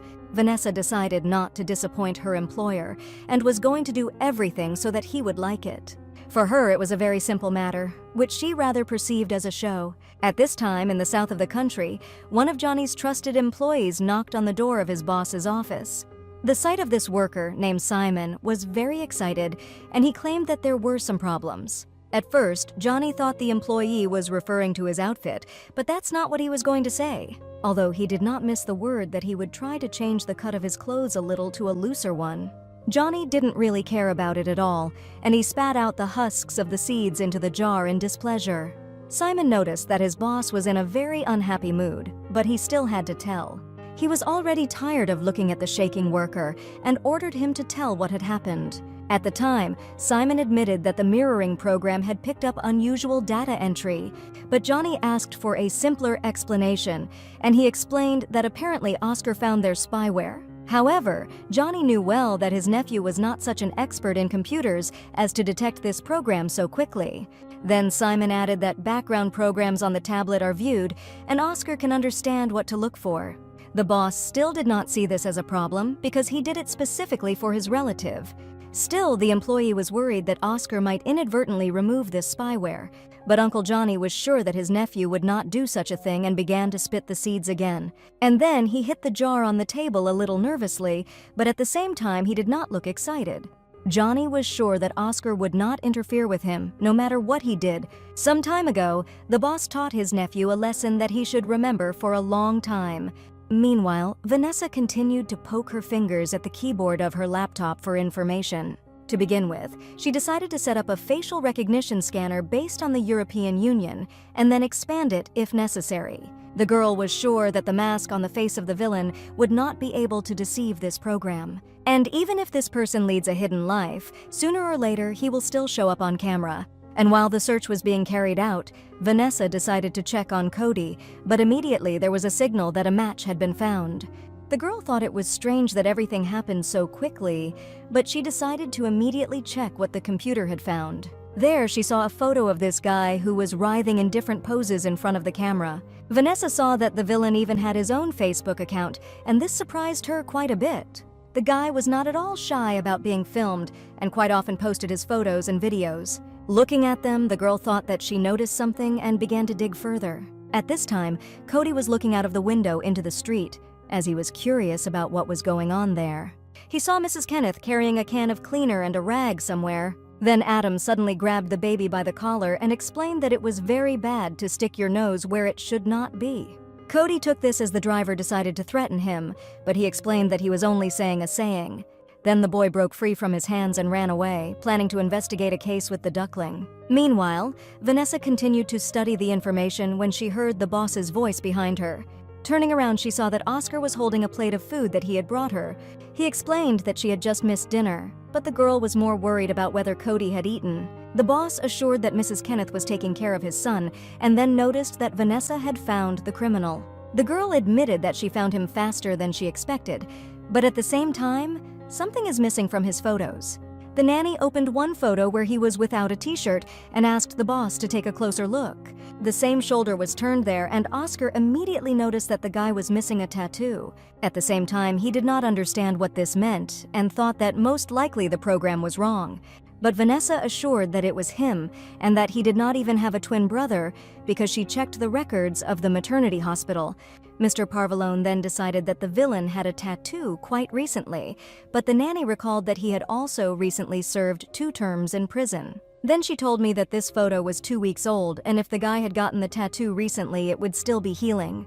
And although Oscar assured that this was not the right person, the structure of his body from bones to muscles matched perfectly. Then the girl explained that this is the person they are looking for, it's just that his tattoo is not real. Then she suggested that the criminal could have known what would be caught on camera, so he set it all up. In addition, the villain turned his head, but his shoulders did not, as if he was deliberately showing off his tattoo. Then Mr. Parvalone realized that this man had deliberately pushed him to go to the gang. But that wasn't all Vanessa found. She revealed that the guy was born in the city of Tijuana, in northern Mexico. Oscar realized that this was the work of the Mexican group, with whom he had almost finished negotiating. This upset him very much, and now he perceived him as two-faced scum who definitely should not be trusted. He then asked Vanessa to track his location, which was very easy for the girl to do. Meanwhile, Mr. Parvalone was glad that he had done the right thing when he hired this girl. Vanessa didn't quite understand what her boss meant and hoped that he would explain to her in more detail. But he did not tell more, but simply thanked him and asked to notify him when everything was done. The girl still did not lag behind Oscar, and he admitted that he correctly assessed her skills, and she can consider it a compliment. In response, the girl also admitted that she took this job only because, according to the head mistress, he himself insisted on it. Then Vanessa began to interrogate why Oscar chose her, but he asked her to think about it herself. And then she said that recently he accused her of lying, although in fact he knew what she was capable of. Oscar explained that her resume simply focused on computer skills. The girl held her head because somehow the boss found out that she was a hacker and at the same time forced her to confess to it. After all, her resume stated that her skills were only related to protecting network security. And then she assumed that she was hired so that Oscar could expand the skills of the crime syndicate. At that moment, their conversation was interrupted by Cody, who suddenly burst into the room and demanded an explanation. The boy wanted to know what was going on, but the adults assured him that nothing bad had happened. However, the boy did not believe their words, and this upset him very much. He even threw the duckling to the floor. Then he began to ask again why Adam did not let him outside, and the maid went with bleach to the central gate.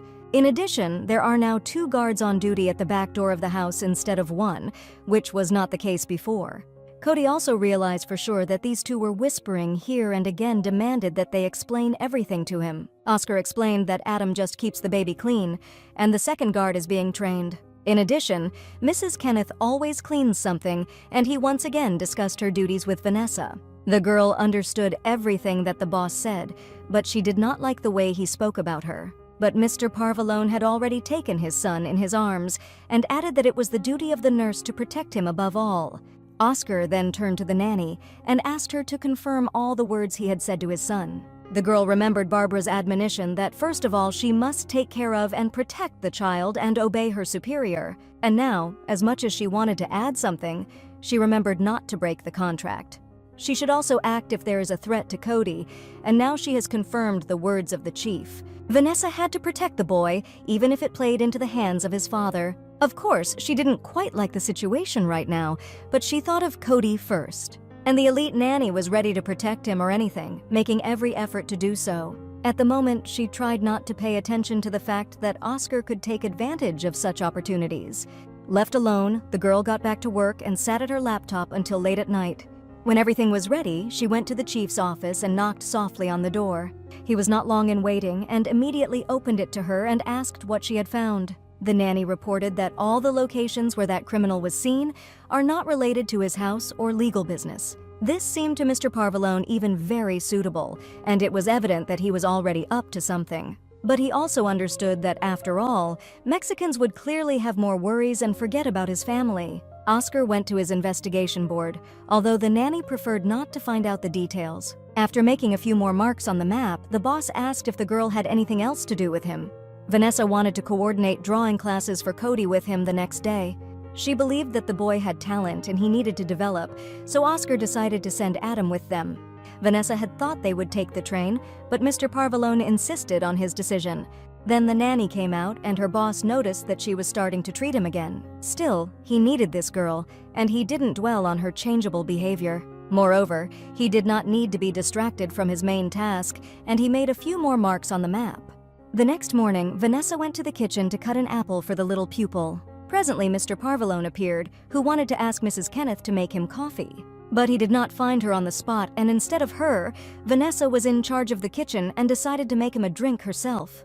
In the process of cooking, she decided to share that there is quite interesting news on the network today. At night, caches of weapons were found in the hands of the Mexicans, and they lost almost $1 million worth of goods. Oscar smiled mysteriously, suggesting earlier that such things were not interesting to the girl. But then he hurried to calm the nurse, assuring her that it was not his doing and that he had nothing to do with it. Noticing that Vanessa didn't believe it, he explained that he didn't have enough people to pull such a thing off. The girl understood that it looked like the truth, but she still had some doubts. And then Oscar, drinking ready-made coffee, admitted that he had the number of grandmother Ivanova. This confession shocked Vanessa because she had heard very well about this old woman. Ivanova was not just a grandmother, she manages all the group's organizations in Western Europe. Then Mr. Parvalone also told the nanny that Russians are very sensitive to their tattoos. Having just finished drinking coffee, Oscar retired from the kitchen, wishing him good luck in his drawing classes.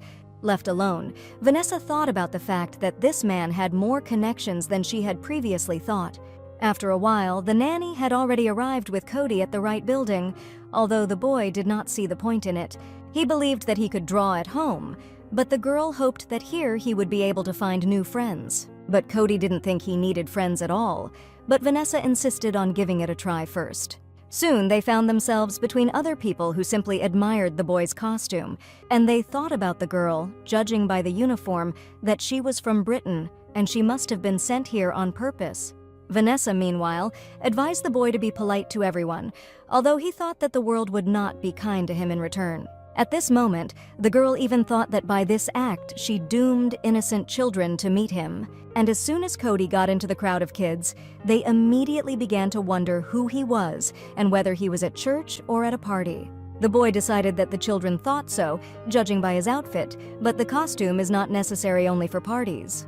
He then proudly said that he wore a costume so as not to tarnish the honor of the Parvalone family. Then another boy named Clark came up and asked the others not to molest the new boy. He himself handed the boy an apron, which he must put on so as not to get dirty. Cody carefully examined little Clark's outfit and thought that his father was a sailor. He objected and replied that his dad works as a dentist, who is also one of the best. Then Cody asked how this boy supported his father's endeavors. He, without even hesitation, showed his smile and admitted that he brushed his teeth very well. At this time, a teacher turned to the children, who offered to draw something for their parents today. After the lesson, Cody met with the nanny again, who immediately became interested in how his first lesson went. The boy only muttered in a displeased tone that he would have to return here next week. He explained that Clark needed to be trained to work with shadows and suspected that he was colorblind.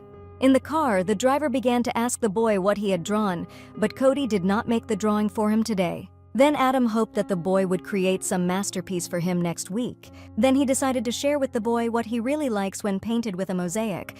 Suddenly, the driver abruptly fell silent as he noticed something bad in the rearview mirror. Vanessa took notice of this and began to question what he had seen behind them. Without explaining much, Adam only asked the passengers to hold on tightly. Then he slammed on the gas, causing Vanessa and Cody to slam into the back of the back seat. The girl asked Adam to explain himself, but he wanted to make sure that he was not mistaken in his suspicions. Then the nanny herself began to look through the window at the car that was probably chasing them. The driver realized that his sharp maneuver did not prevent the pursuers from lagging behind them and began to think about the next action. He needed to get away from these people at all costs and keep Code safe. He made a few more maneuvers, but the dark machine was not far behind, and the nanny was worried. Fortunately, there were very few cars on the road, and Adam, having increased the gas, began to rush along the highway. He also intended to quickly disembark passengers, and then he himself would distract pursuers. Cody wanted to know why they couldn't go with Dad, but Adam knew it wasn't desirable to bring those people to the mansion. And Vanessa thought that if the shooting started, the boy might come under fire. So the nanny unbuckled her seatbelt and then asked Cody to get ready. He realized that she was going to jump out of the car again on the move, but she promised that Adam would slow down. Then the driver turned sharply into an alley, where there was a suitable place to drop them off. And the nanny, without getting ready for a long time, immediately jumped out of the car holding the boy tightly. Immediately, the girl hid behind one of the corners, hoping that the car chasing them would not notice them. Soon she appeared and really drove past without even slowing down to look in. It seemed to Code that they were safe now and breathed a sigh of relief, and the nanny peeked out to see the situation. Then the boy wanted to say something to her, but the girl immediately covered his mouth with her hand so that he would not make a sound. The dark car reappeared in the alley in which they were hiding, and the nurse noticed that it was another car. But she also realized that this machine was also looking for them and was afraid that the first ones might notice how she jumped out. However, the second car drove past and also did not notice the girl and boy hiding around the corner. Vanessa also breathed a sigh of relief at this moment that they hadn't been found after all. After that, she let go of Cody's mouth and he asked who it was, but the nanny didn't know. Although, given all the circumstances, Vanessa guessed who could be chasing them. Then she took the boy by the hand and suggested that he return home while thinking of a safe way. At this time, Mr. Parvalone was instructing the guards how and what they should do now. Soon, he noticed that a nanny and his son were walking not far from the house. The boy, seeing his father, immediately rushed to him, pushing Vanessa away and not saying a word to her. Oscar noticed that his son was a little scared and, hugging him, asked if he was okay. Adam managed to contact a little earlier and told everything to the boss, but he wanted to know what happened next. The girl admitted that there was a second car, but they were able to escape, and there were no problems on the way. Cody, however, expressed that they had seen the neighbor's lawn, and there were a lot of garden gnomes, which he thought was just terrible. Oscar realized that this frightened the boy more than the chase, and then sent him into the house to change clothes. And Vanessa approached the chief saying that this time everything was real because he had made enemies. At the same time, the girl noticed that Oscar feels guilty, although he does not admit it. Then, Mr. Parvalone decided to increase security, and the nanny, in turn, was going to cancel the drawing classes. All that the girl could do at that moment was to reduce the damage, because what was done could no longer be undone. Then Cody came back to them, having completely forgotten to provide something for his father. After all, the boy drew a drawing for him and simply could not help but give his work. There was a drawing of Cody's mom, and Oscar noticed that the drawing was very wonderful and very similar to his wife. Then the boy turned to the nanny and promised that next week he would draw her. The girl wanted to explain to the little one that next week he would not be able to go to class.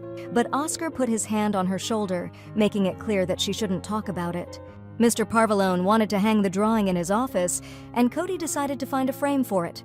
When the boy left again, Oscar turned to the nanny and ordered not to cancel classes, but just to stay by his son's side. Naturally, the girl could not object, although she really wanted to, because she wanted the boy to be safe. Then she went about her business, and Mr. Parvalone was about to make one phone call. Dialing his uncle's number, Oscar waited for the answer on the other end of the line and prepared to speak. The call from his nephew without an agreement seemed a little unexpected to Johnny, but he needed help. He asked his uncle to send Nick and Anna to him, although they had previously agreed on a minimum number of people. Oscar explained that the situation in the city was heating up, and he really needed these two now. Johnny realized that it was about clashes between Russians and Mexicans and hoped that his nephew was not involved in this. But Oscar assured that he does not get involved in such matters. Only the actions of the groups cause him concern, and he needs more people. In response, Johnny offered his nephew a doctor, but he did not have a wet job for her. In addition, he believed that the doctor herself would find something to do and there was no need for her to appear here.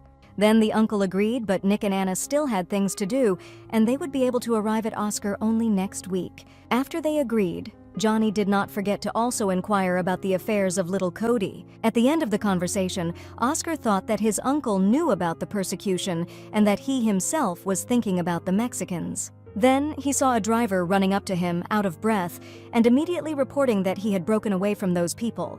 He then asked the boss how Cody had told him that he and Vanessa were safe and home. Oscar also thanked the driver for doing a good job, but he was just doing his job.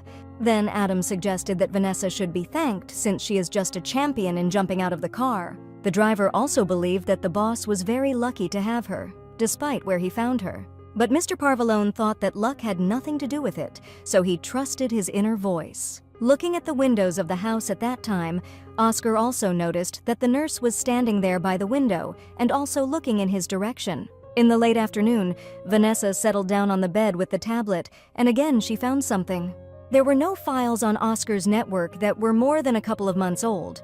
There was also no mention of a fire in her family, and she understood that the data could be deleted periodically. Now she didn't see the point in accessing the network, but then she decided that such an organization still had to store its data somewhere. It's just that maybe this data wasn't stored locally, and she started poking her finger on the screen again. Then Vanessa remembered the mirroring program and decided that it was through it that she could try to get to the data. The girl knew perfectly well that if the data was not stored on the network, then it was sent for storage to another place. And she again began to use her hacking skills to identify where this data went. After a while of hard work, Vanessa was finally able to figure something out. She found a larger network with serious firewalls and fake IPs, but it seems that Oscar did not have access to it. The girl, however, decided to figure out who is behind this and collects data through a mirroring program. She decided to start by preparing a small gift for these mysterious collectors. A week later, Vanessa went to drawing class with Cody again and asked her to behave. But the boy objected that he could not behave well because he thought he was just great. The girl had long noticed his impenetrable self-confidence, but hoped that he would not do anything stupid. Upon entering the classroom, he immediately threw his apron in Clark's direction, as he did not want Clark to stain his clothes. Now, Cody saw that the child was wearing a gardener's uniform, and he explained that his mother was picking out the clothes for him. Then a mustachioed man entered the classroom with a brush in his hands and invited the children to introduce themselves. At this time, another nanny asked Vanessa how long she had been working as a nanny and found out that it was only 2 weeks. This surprised the questioner very much because the girl in uniform looked very professional. That nanny, whose name was Olivia, had been working in the same family for 8 months, and the child she looked after still hated her. After drawing, Olivia must take him to piano lessons and then to tennis, while the child always cries on the road. The girl, under her upbringing, also did not want to do her homework in Latin and only eats yellow food. In addition, the girl always called Olivia by the name of her previous nanny, and Vanessa realized that this woman was having a hard time. However, she herself had her own difficulties, such as running away and hiding from pursuers. Still, the girl saw good moments in her work and tried to always stay in a good mood. Suddenly, unexpectedly for them, the window of the classroom at which they were standing shattered. The shards flew in different directions and got a little stuck in Vanessa's face, but she was more worried about Cody. She immediately ran into the classroom and saw that some uncle was already holding the baby under his arm, and at the same time threatening the others with a gun. The other children were very frightened and immediately burst into tears because they were still too young for this. Vanessa was not at a loss and began to gain momentum in order to knock down this villain who dared to do this. But he, noticing the approaching nanny, ordered her to stay where she was, otherwise the boy would suffer. The girl stopped, but still asked him to let Cody go, and then he wouldn't be in too much pain. The boy himself at that moment shouted in the direction of the nanny, as if cut, realizing that she herself could suffer. He noticed something, and at the same moment a shot rang out, and blood immediately flowed on Vanessa's arm. This was the same Olivia who decided to figure it out in her own way and get a professional nanny out of the way. Then she fired again, and this time Vanessa fell to the floor, stopping her movement. The man and the boy decided to get out of here as soon as possible, and Cody shouted to the nanny, thinking that she was dead. Olivia caught up with the villain and offered to retreat through the back door so that the driver of this family would not see anything. At this moment, Vanessa began to come to her senses, but she felt that her head was spinning a lot. Getting up, she wandered down the corridor, leaning against the wall, and even in this state, she tried to find Cody. Then Adam appeared, who heard the shots and managed to pick up the girl in his arms when she almost fell. He asked where Cody was, and then noticed that the nanny had been shot and decided that the bleeding had to be stopped first. Vanessa thought it was a scratch and then took out a phone on which a beacon indicated the location of the child. Now he was underground next to the river, and the driver offered to send the geolocation to Mr. Parvalone right away. Adam was also already wrapping the nanny's hand with a bandage, but she suddenly came to her senses, not wanting to wait for her boss to arrive. She decided to immediately rush to find Cody, asking Adam to catch up with her later. The driver still asked her to wait, but she was already rushing to the tunnel, which was very close. Vanessa also knew that she would get there much faster on foot because she couldn't wait to get to Cody. Soon she reached the right tunnel, but a lattice gate blocked her way. In addition, they were locked with a massive old rusty lock, which made the task even more difficult. But the girl decided to check how much strength she had and immediately kicked this lock. Fortunately, it turned out to be so rusty that it broke from the first blow and Vanessa fell inside. She had almost arrived and wanted to finish everything as soon as possible, but everything continued to float before her eyes. Going a little further, the girl saw a boy tied with a rope who immediately shouted to her about the danger. Immediately, the man who took the boy away appeared and again began to wave a gun in the face of the girl, but she decided to use her skills without further ado and immediately grabbed his hand. Then she grabbed the limb even tighter, and with her other hand she pressed the hand and intercepted the pistol. Now she threatened the bandit with a weapon and ordered him to stand still if he did not want to die on the spot. Suddenly, behind her, she heard Olivia's voice, who claimed that the phrase was hers. Vanessa immediately turned in her direction, but the bandit advised her not to do anything stupid, otherwise the child could get under fire. And then the girl started asking who they were and what they wanted, and Cody shouted that it was a gang of Mexicans. The boy was also sure that these people wanted to take revenge on his father for being the best mafioso. Then Olivia revealed that Oscar had decided to take over their businesses in the area. But the boys shouted again that they were just opening a shop and ordered the bandits to stay away from them. Then his father's voice was heard, who thought his speech was just excellent, and everyone immediately turned in the direction of Oscar. He did not come alone. Nick and Anna were standing next to him, and now they decided to figure everything out on their own. Vanessa hadn't seen these people yet, and she asked Mr. Parvalone who they were. At the same time, the girl noticed that these people look like professionals and know their business well. Anna innocuously criticized that they got into a mess on the first day of their arrival and prepared to fight. And Nick noticed Cody, whom he considered his favorite little mafioso, and made a little fuss in his direction. Mr. Parvalone only expressed that he missed the two men very much and what their temper and habits were. Then the villain began to yell that they should all go back to their south since this city was already occupied. But Oscar doubted this because they could not even save their weapons depots. Vanessa watched them and noticed that her boss was trying to infuriate the bandits. And then Olivia interjected her word that despite the fact that the gang is now on Oscar's side, sooner or later they will also change their minds. And Cody just shouted again that they would do what they wanted, and this bandit would see what would happen to their enemies. After that, Olivia tried to threaten the little one, but Vanessa immediately stood up, claiming that she would not do anything. She realized that they did not intend to shoot to death, otherwise they would have finished her off as soon as she entered. Then Vanessa realized that this place was their main base, and they didn't expect to find her so quickly. But after the loss of so many caches, it is also not profitable for them to start shooting here, since the police will be able to identify them immediately. At this time, Nick and Anna whispered how smart Vanessa was, besides, Oscar had already told them about it. The bandit Olivia, still not going to tolerate such an attitude, and ordered the nanny to be silent. And Mr. Parvalone, who was watching this conversation, decided to make his proposal. He suggested not resorting to guns and settling everything like civilized mafiosi. Nick noticed that there were only 4 of them against 8, despite the fact that they had an injured nanny. Anna even called it cowardice, but Olivia did not want to be a fool and asked them to be the first to lay down their arms. Vanessa thought that in such a situation, it was really better to do so because she did not want Cody to be hurt. Mr. Parvalone holstered his pistol and put the safety catch on it, and the bandit who stole the baby was sure that they would be able to lay these people down with their bare hands. Immediately, Olivia ordered the others to quickly deal with this group, and they immediately rushed into a fight. At this time, Vanessa, who wanted to take Cody away from danger, grabbed him again and jumped with him to the side. While she kept the boy under her care, the others had already started a merciless fight. Mr. Parvalone and Anna showed themselves quite well from the first blow, not giving the opponents any chance. Nick also did not lag behind in his skills and deftly used techniques on the bandit Olivia. At this time, one of the Mexican bases headed towards Vanessa, and she prepared to fight back despite being wounded. As soon as he came closer, the girl immediately warmed him with her leg and he fell to the ground from the blow. But she understood that this was not enough and stepped on the bandit with all her might, pressing him harder to the floor. At this time, Oscar and his assistants continued to deal with the rest of the bandits, who turned out to be not weak. The nanny decided that it would be safer for the child to carry him away from here and immediately put him on her back.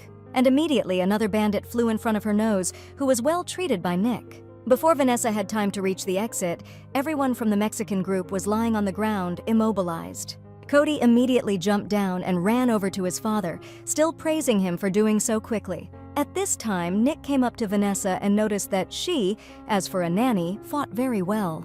And to Anna, this girl reminded her very much of someone, but she could not remember whom, and then she wondered if Vanessa had been to Buffalo. The girl tried to answer something, but at that moment she began to spill to the ground, and Nick barely had time to pick her up. He realized that the girl had lost a lot of blood, and Oscar at that time commanded that the bandits should be taken to the annex. Leaving this work to the assistants, he took Vanessa in his arms and insisted that he himself carry her to the car. He really wanted this girl to rest because he saw that she had done more than the residual. The nanny at that moment was really exhausted and could not resist the request of the chief. The next time she opened her eyes, she saw herself in bed with her arm and head bandaged. At the same time, her whole body ached, and Nick appeared and explained that Anna had sewed up her wound on her arm, but she was still not a doctor. At first, the girl did not understand who Anna was, and he explained that she was his partner, and then he introduced himself. He also knew from Oscar who Vanessa was, who hacked cars and caught bullets. The girl believed that it was just her job, like his, but Nick doubted that their work was the same. But he visited the girl in order to warn her about the need to lie down for at least a day. Vanessa was still worried about Cody, but he was now watching TV with her father. When Nick left, the girl realized that Oscar had decided to increase security after all, and apparently he was well acquainted with these guys. Also, the nanny was a little worried that she needed to stay in bed, but she decided not to waste this time. Taking the tablet, she again intended to try to find the entire database through a mirroring program. Soon, she identified a whole network of different devices, security cameras and personal computers and the like. There were also dozens of accounts, and then she managed to find the main complex in the south. But the girl was still interested in where they stored their data and realized that it could be a deleted archive. Then Vanessa entered the city of Albuquerque into the search bar and began to browse the information. Almost immediately, she saw that this archive contained more than 200 files, which contained a lot of things. This was information about racing, jewelry, as well as gambling and other such things. These files stored deals from several decades, and Vanessa came to one conclusion. Looking at all this, the girl realized that her parents were also mafiosi, and this somehow did not particularly please her. Of course, she guessed that her parents were criminals who, apparently, were money launderers. They ran cash through casinos and horse races and sent jewelry to the black market. But then, at some point, all their affairs went awry, and this had sad consequences. Then Vanessa decided to narrow down her search in order to find the information she needed as soon as possible. But suddenly the screen went dark, and instead of an image, a warning sign appeared on it. The girl realized that someone had disconnected her from the network, but she did not yet know who and why. She also thought it might have been a hack and decided to get serious about Oscar's cybersecurity. At this time in Albuquerque, a young man surrounded by several monitors noticed her burglary attempt with a good attempt. It was Simon, who was now curious about what the burglar was looking for and how he got into their house. And the burglar, Vanessa, having completed her business and met Julia, asked where Oscar's new people were. She reported that they were in the kitchen, and Nick and Anna were just discussing further plans. When the nanny came in, Anna was a little surprised that she got out of bed so early, despite the injury. But the girl couldn't wait to thank them, because without their intervention, Code could suffer greatly. The nanny also expressed gratitude for the shoulder, but Anna assured that they were here for this. Nick also admitted that they were deciding how to avoid similar situations in the future, and Vanessa admitted her mistake when she went back to drawing classes because it was obvious that they could be tracked down. Therefore, an ambush was to be expected there, and it made her a little sad, and the nanny did not want to be so predictable in the future. But Anna hastened to calm her down, reminding her that it was Mr. Parvalone himself who had decided to continue his studies. And Nick added that now that they were here, Vanessa didn't need to cover for him anymore. After that, the girl wondered how long these two had been working for Mr. Parvalone. Anna immediately shared that they were on the same team with him even before he became the Don's right-hand man. The guy also added that Oscar made them his representatives before he was sent to Chicago. Vanessa was a little surprised when they told her that Mr. Parvalone had become a deputy only a year ago. Devushka remembered that his wife had just disappeared during this period, and then he was immediately appointed deputy. The nanny thought it was a rather strange coincidence, but Anna advised not to tell anyone else about it. Looking at the reaction of these two, Vanessa realized that they were not telling her something. And then she began to ask them why the deputy was in charge of such a small detachment. But the girl did not have time to finish her question, as she noticed something in the closet. She went to the slightly open door and realized that it was not tightly closed for nothing. Immediately changing the subject, Vanessa apologized to Anna and Nick for her ridiculous reasoning. She then admitted that she still needed to cook boiled eggplant for Cody for breakfast. From the locker, I immediately heard children's dissatisfaction with such a dish. And realizing that she was not mistaken, Vanessa immediately abruptly opened the wardrobe door and greeted the boy. Cody sat between the dishes and realized that his plan to spy on people had been discovered. Then the boy could not resist and fell out of the closet, and Anna decided that it was time for them to go about their business. Only Nick decided to smirk a little at the boy before leaving, saying that he was unlucky in this situation. When Vanessa and Cody were alone, she immediately began to explain to him that it was indecent to eavesdrop on other people's conversations. But the boy began to prove that he already knew what they were talking about, and this surprised the girl a little. Then Cody admitted that last year bad uncles came and took his mother with them, and the boy's father then decided to become a deputy in order to become stronger, as well as to find her and save her. Both the boy and his father missed Mrs. Parvalone, and Oscar simply could not trust the police to find her. But no matter how hard he tried, all his searches were unsuccessful, and it hit him very hard. Cody also revealed that her father and his men were only able to return her ring, and then cried. The girl felt very sorry for the little one. She hugged him and advised him to cry to make it easier. But Cody believed that he was already a man, and men should not cry, so he wiped away his tears and pulled himself together. Mr. Parvalone also told his son that they wanted to take him next, but the nanny promised that this would not happen. But the boy doubted it, because Vanessa did not know these people at all and would not be able to stop them. Since bad things happened to them often, Cody decided that he needed to become even worse than these things. Vanessa was shocked by the little boy's reasoning, realizing how hard it was for him. Cody also hoped that one day he would become the Don's right-hand man and find those who took his mother. He also wanted to do with these people so that they would never dare to take other people's mothers again. At that moment, Vanessa remembered how one night Mr. Parvalone had started talking about a certain purpose for Cody. But then Oscar did not finish this conversation, and now the girl began to guess what he meant.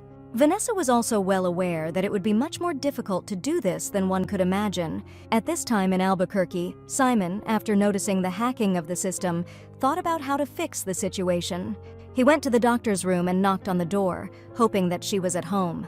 Wanda was really at home and soon opened the door to the visitor, immediately asking why he came. However, Simon needed a boss and assumed that he was currently with the doctor. She offered him to come in to find out if her boss was the boss, but he preferred not to see the sight that would turn him inside out. Then Johnny appeared in the doorway and asked what had happened to him, that he had to take a break from what he was doing. Simon immediately reported that someone had broken into their encrypted servers, and it looked like it was their man. At the same time, the boss noted that Simon's job was to prevent this, and Simon reported that he immediately cut off the network. He then went on to say that their network is impenetrable, but they still continue to get data from the files. The worker looked at the records and the package from Chicago, which for some reason was larger than usual. Simon then assumed that someone was trying to slip them an executable, but the boss asked him to keep things simple. Then the employee explained that someone had dug into the mirror program and hacked them. Simon also showed that programs at the Chicago branch were updating faster than he could keep track of them. In addition, there are also a lot of security programs, as if these people are trying to hide something. Johnny thought that it was at this time that Oscar decided to return his people, and it seemed suspicious to him. Then the boss decided that his nephew had relaxed a little and needed to be reminded that he was keeping him in line. Johnny even immediately came up with a few ideas for what he was going to do about the Oscar. Meanwhile, Mr. Parvalone was talking to Anna in the study about upcoming business. She has a few friends in town, and she has promised to ask them around, hoping to find out something. At that moment, Oscar's phone vibrated in his pocket, and he saw that the call was from his uncle. He politely asked Anna to leave him, since the call was supposed to be very important. Left alone, Oscar picked up the phone and immediately asked what made his uncle contact him so soon. Without further ado, he told his nephew about the new upcoming task and was going to send him instructions at the same hour. Oscar opened the message on the tablet, but decided to refuse, because it was not in his competence. But Johnny assured that his nephew was mistaken, and the right person was now in the north of the country. The uncle was also sure that this case was just for Oscar, and then asked why he was strengthening his security. Johnny suggested that his nephew had decided to set up a new base, but he objected that he didn't need Nick and Anna for that. Then the uncle decided to directly point out to Oscar that someone had upgraded his internal network, and without permission. The boss also hinted that his nephew was trying to rummage through his data, and he realized that Vanessa was involved. But Uncle Oscar only explained that he had a new specialist and most likely overdid it a little, but he would settle everything. After that, Johnny reminded his nephew that he could not hide from him and also made the new task a priority. The next day, Cody was a little bored as his father ordered him to stay home until the babysitter got better. The girl did not want the boy to be bored and offered him to play some game other than swimming.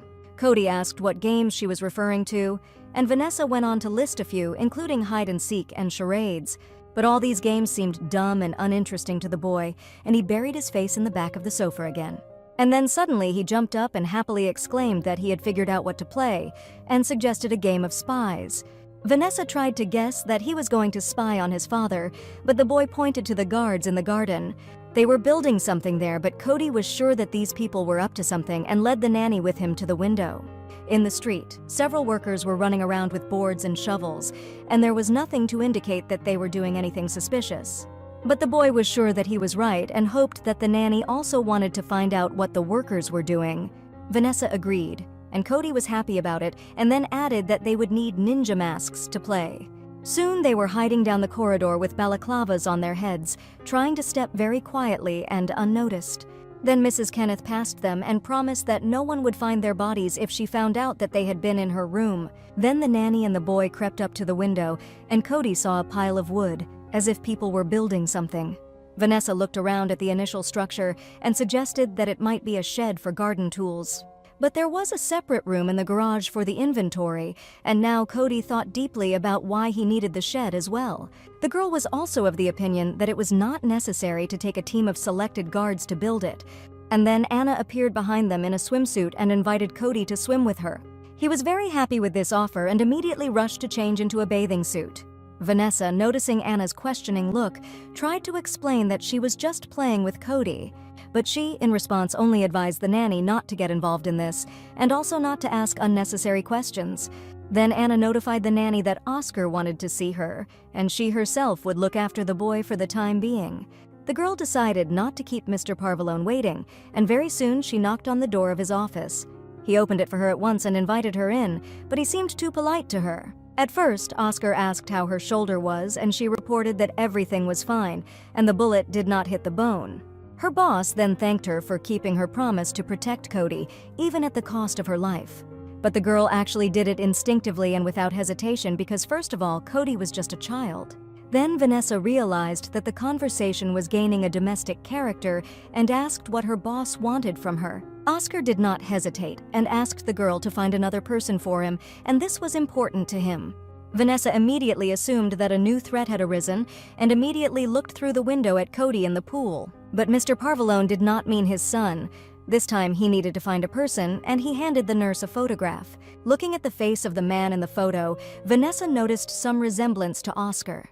It was his cousin, and Mr. Parvalone assumed he was in danger and added that the case had nothing to do with Cody. Now he just asked the nanny to do him a favor, although she had somehow promised herself that she would not help unless it concerned the boy. But looking at the expression on the boss's face, the girl noticed that he was worried quite sincerely. And Vanessa decided to agree, since it could help someone, but she said that it would help only once. But this was enough for Mr. Parvalone, and he immediately thanked the girl quite politely for her help. After a while, Vanessa studied with Cody again, and this time she conducted chemical experiments, creating a volcano. The boy wondered why it exploded, and the nanny explained that it was possible with the right combination of reagents. Cody remarked that it reminded him a lot of Nick and Anna, who he also thought were quite explosive. Then Nick himself came in with Oscar and added that he could be dangerous without his partner. Mr. Parvalone was about to leave, but before that, he needed to talk to Vanessa. The girl immediately understood what the boss wanted to ask her and took off her rubber gloves. Then she took a small piece of paper from her pocket and handed it to Oscar, indicating that it was the information he needed. The girl also added that this man is now in St. Louis, for which the boss thanked her. Immediately, he commanded Nick to get ready, because he had to leave in 10 minutes. Then Oscar leaned over to his son and promised that when he woke up in the morning, he would see his father returning. The boy asked what was wrong in St. Louis, but his father did not say anything special, but only asked not to blow up the house. Cody joked that it was the kitchen, but that should be discussed with Mrs. Kenneth, and his father had asked him not to go to the garden while there was construction. At that moment, Vanessa looked out the window and saw that the shed looked like it had been completed on the outside, but work was still underway inside. She saw that a lot of earth was being taken out of there and suggested that perhaps this was due to the deep foundation. Vanessa also realized that she was unlikely to be able to understand what was going on in this house at all.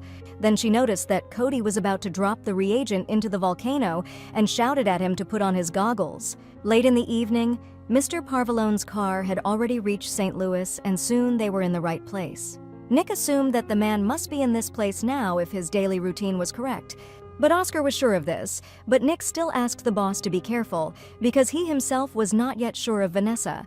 Soon, the car they had been waiting for drove up to the parking lot where they parked. Adam turned to his boss and confidently said that this was exactly the right person, and then asked if future action was necessary. But Mr. Parvalone only calmly ordered the driver to open the trunk, and he got ready. Half a minute later, Oscar was already meeting Richard, his cousin, who was surprised, not understanding how he was found. The boss explained to him that he could never hide from his family, and then he and Nick captured his cousin. Richard begged to be let go and do nothing, and that he never wanted to have anything to do with Parvalone. But Oscar did not listen to him, but only stuffed him into the trunk, although he continued to say that it was not too late to let him go. But Mr. Parvalone really couldn't do it, even if he wanted to. He was only following orders. Leaning over the closed trunk, Oscar wondered for a moment if he was doing the right thing with his relative. His thoughts were interrupted by Nick, who asked him to hurry up because someone could notice them, and they did not need unnecessary problems. Mr. Parvalone continued to stand over the trunk for a while, thinking about what would happen next. And then he did agree that it was time to go, but he just didn't want to break the promise he made to his son. A few more hours passed before Mr. Parvalone's car drove up to his mansion again. At this time, Vanessa was still awake, as usual, sitting at her laptop, and heard a car pull up. Looking out the window, she noticed that this time the driver had not dropped Oscar off in front of the main entrance as usual. And at this time, Adam and Nick had already taken Richard, kicking wrapped in a blanket, out of the trunk and were going to hide it. It was quite dark outside, and the girl could only see the bundle that they were taking to the barn. It still seemed strange to the driver that Mr. Parvalone was going to keep the kidnapped man in his backyard, and Vanessa tried to see what they were doing at such a late hour, thinking at first that they were just working. Suddenly, she felt someone's hand on her shoulder and even shuddered from the surprise. And then the nanny immediately had a reflex. She turned sharply, grabbed the hand that was on her shoulder, and tried to twist it. At the same moment, the girl saw that Mr. Parvalone was standing in front of her, whom she unexpectedly called simply by name. However, she apologized, and he began to interrogate what she was doing there, and she explained that she decided to check because she heard a suspicious noise. But Oscar noticed that the only thing that arouses suspicion in this situation is herself. Then his tone softened, and he assumed that the girl was just awake for some reason. Vanessa immediately apologized because she did not want to disturb him and asked to go back to bed. She understood that she could get under the hot hand of the boss, but he just let her go and wished her good night. Locking herself in her room, she propped up the door with her back and was even a little out of breath from the fact that Oscar sometimes came too close. But then she calmed down a little, and when she lay down, she remembered his wishes to sleep peacefully. Only now, even if she wanted to, she still wouldn't be able to sleep until she realized what was happening. The next morning, Vanessa visited Cody's room and cleaned it up a bit, gathering art supplies. Then, with this box, she went to look for the boy himself in order to offer him to draw again. In the corridor, the nanny met with a girl she did not know, who realized that the poor thing was uncomfortable with a bandaged arm and offered help. And while Vanessa was looking at the guest, she also admitted that she had come to visit the patient. At first, the nurse thought that this doctor had come here because of her hand, although Oscar did not tell her anything about it. Wanda chuckled and explained that Vanessa misunderstood her and that she was actually going to another patient. She even looked at the nurse in such a way that something frightening and warning was reflected in her eyes. However, Vanessa decided to first inform her employer about her arrival before letting her in. But then Anna appeared on the horizon, as if she was waiting for a guest, and said that she would solve this issue herself. Then the girls greeted each other, and the nanny realized that they already knew each other well. Anna approached Vanessa and asked her to go check on the boy, assuring her that she had everything under control. At this time, Mr. Parvalone was again thinking in his office, looking at the syringe that had been prepared.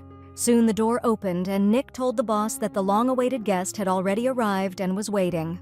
This news pleased Oscar a little, as he did not want to wait long and decided that it was time to proceed with the next step. Anna invited the guest to follow her and led her across the house to take the key to the barn from the master. Approaching the door, a member of his group began to knock on the door and immediately said that the doctor had arrived. In a nearby room, Vanessa heard someone in the hallway trying to get through to her boss. She decided to find out that this was happening and cautiously looked out the door when she saw Anna and her guest there. Noticing the babysitter's behavior, Cody also decided to ask what was going on, but Vanessa did not let him go outside. When the girl closed the door again, the boy became curious why Anna couldn't get into his father's office, which should be there. Vanessa thought that there was truth in the baby's words and realized that these people were up to something. Code began to rush out the door again, wanting to check the situation, but the nanny wouldn't let him in, assuming it might get him into trouble. At this moment, the girl also remembered Anna's words when she advised her to go and do something with the boy. Vanessa knew now that she was trying to imply that she should stay away from all this, and in order to distract the boy, the nanny offered him to make a beautiful card for his dad because tomorrow is his birthday. Anna could not get through to the boss because at that time he went down to the barn and asked Nick to give a signal if anyone appeared. Nick still wanted to help because he had to protect his master, but Oscar did not want his subordinate to get involved in all this. Mr. Parvalone was well aware that even he would not be able to protect him from himself. Entering inside, Oscar found himself in a semi-dark room in which there was nothing but a single door. This door hid another section of the shed, located below underground, like a hiding place. Then Mr. Parvalone began to go downstairs, turning on a single lamp to light his way. Down there sat Roger tied up, his mouth also taped shut, and when he saw his cousin, he tried to say something. However, the tape made only an incomprehensible moo, and Oscar did not want to hear anything from his cousin now. He only came closer to the prisoner and only asked him for forgiveness for how things had turned out this way. Approaching Roger from behind, Mr. Parvalone added that in this situation, no one could escape, not even his cousin. He then leaned over to his ear and asked him to be grateful for what he was going to do to him now. Oscar's cousin has to pay because he has no family to punish for his mistakes. Then the boss prepared a syringe, and at that time he heard Nick feign shouting to the doctor upstairs that she was already waiting for her downstairs. Mr. Parvalone waited no longer and immediately plunged the needle into the prisoner's neck and pressed down on the piston. Roger could no longer resist anything, and he could only accept his fate. At that moment, the feet of the descending doctor appeared on the steps, but Oscar had already finished his work and hid the syringe in his pocket. Wanda entered and assumed that Mr. Parvalone was already anticipating the future actions she was going to take on the prisoner. Then she covered her hair with a handkerchief so as not to stain it with blood and prepared for the work ahead. She prepared a whole set of torture tools in front of her, which was her working tool. But Oscar did not want to see all this and hurried away, explaining that he did not want to interfere with her. Having prepared special wire cutters, Wanda approached the prisoner and almost whispered to him to sing her the right song. The next moment, Roger's muffled scream came from a secret compartment in the shed, and Oscar was rather unhappy to hear it. Going outside, he continued to wonder if he had done the right thing, but hoped that the injection would work as it should. Nick and Anna were waiting for him near the barn, who advised the boss to get the mansion workers away from all this. But Mr. Parvalone assured them that the doctor would deal with everything quickly, only they thought that the boss was hoping in vain. However, Anna noticed the expression on the master's face and began to understand that he had already managed to do something to the prisoner. At the same moment, Wanda jumped out of the barn, who was simply furious, not understanding why things had gone wrong for her. She began to shout that Roger did not last even 3 minutes and began to interrogate Oscar about what he had given him. But Mr. Parvalone only said goodbye to Wanda in response, asking him to say hello to his uncle. The doctor had no choice but to get ready for the journey, although her anger did not go away. She promised that she would definitely tell Johnny that Oscar was a slob and remained.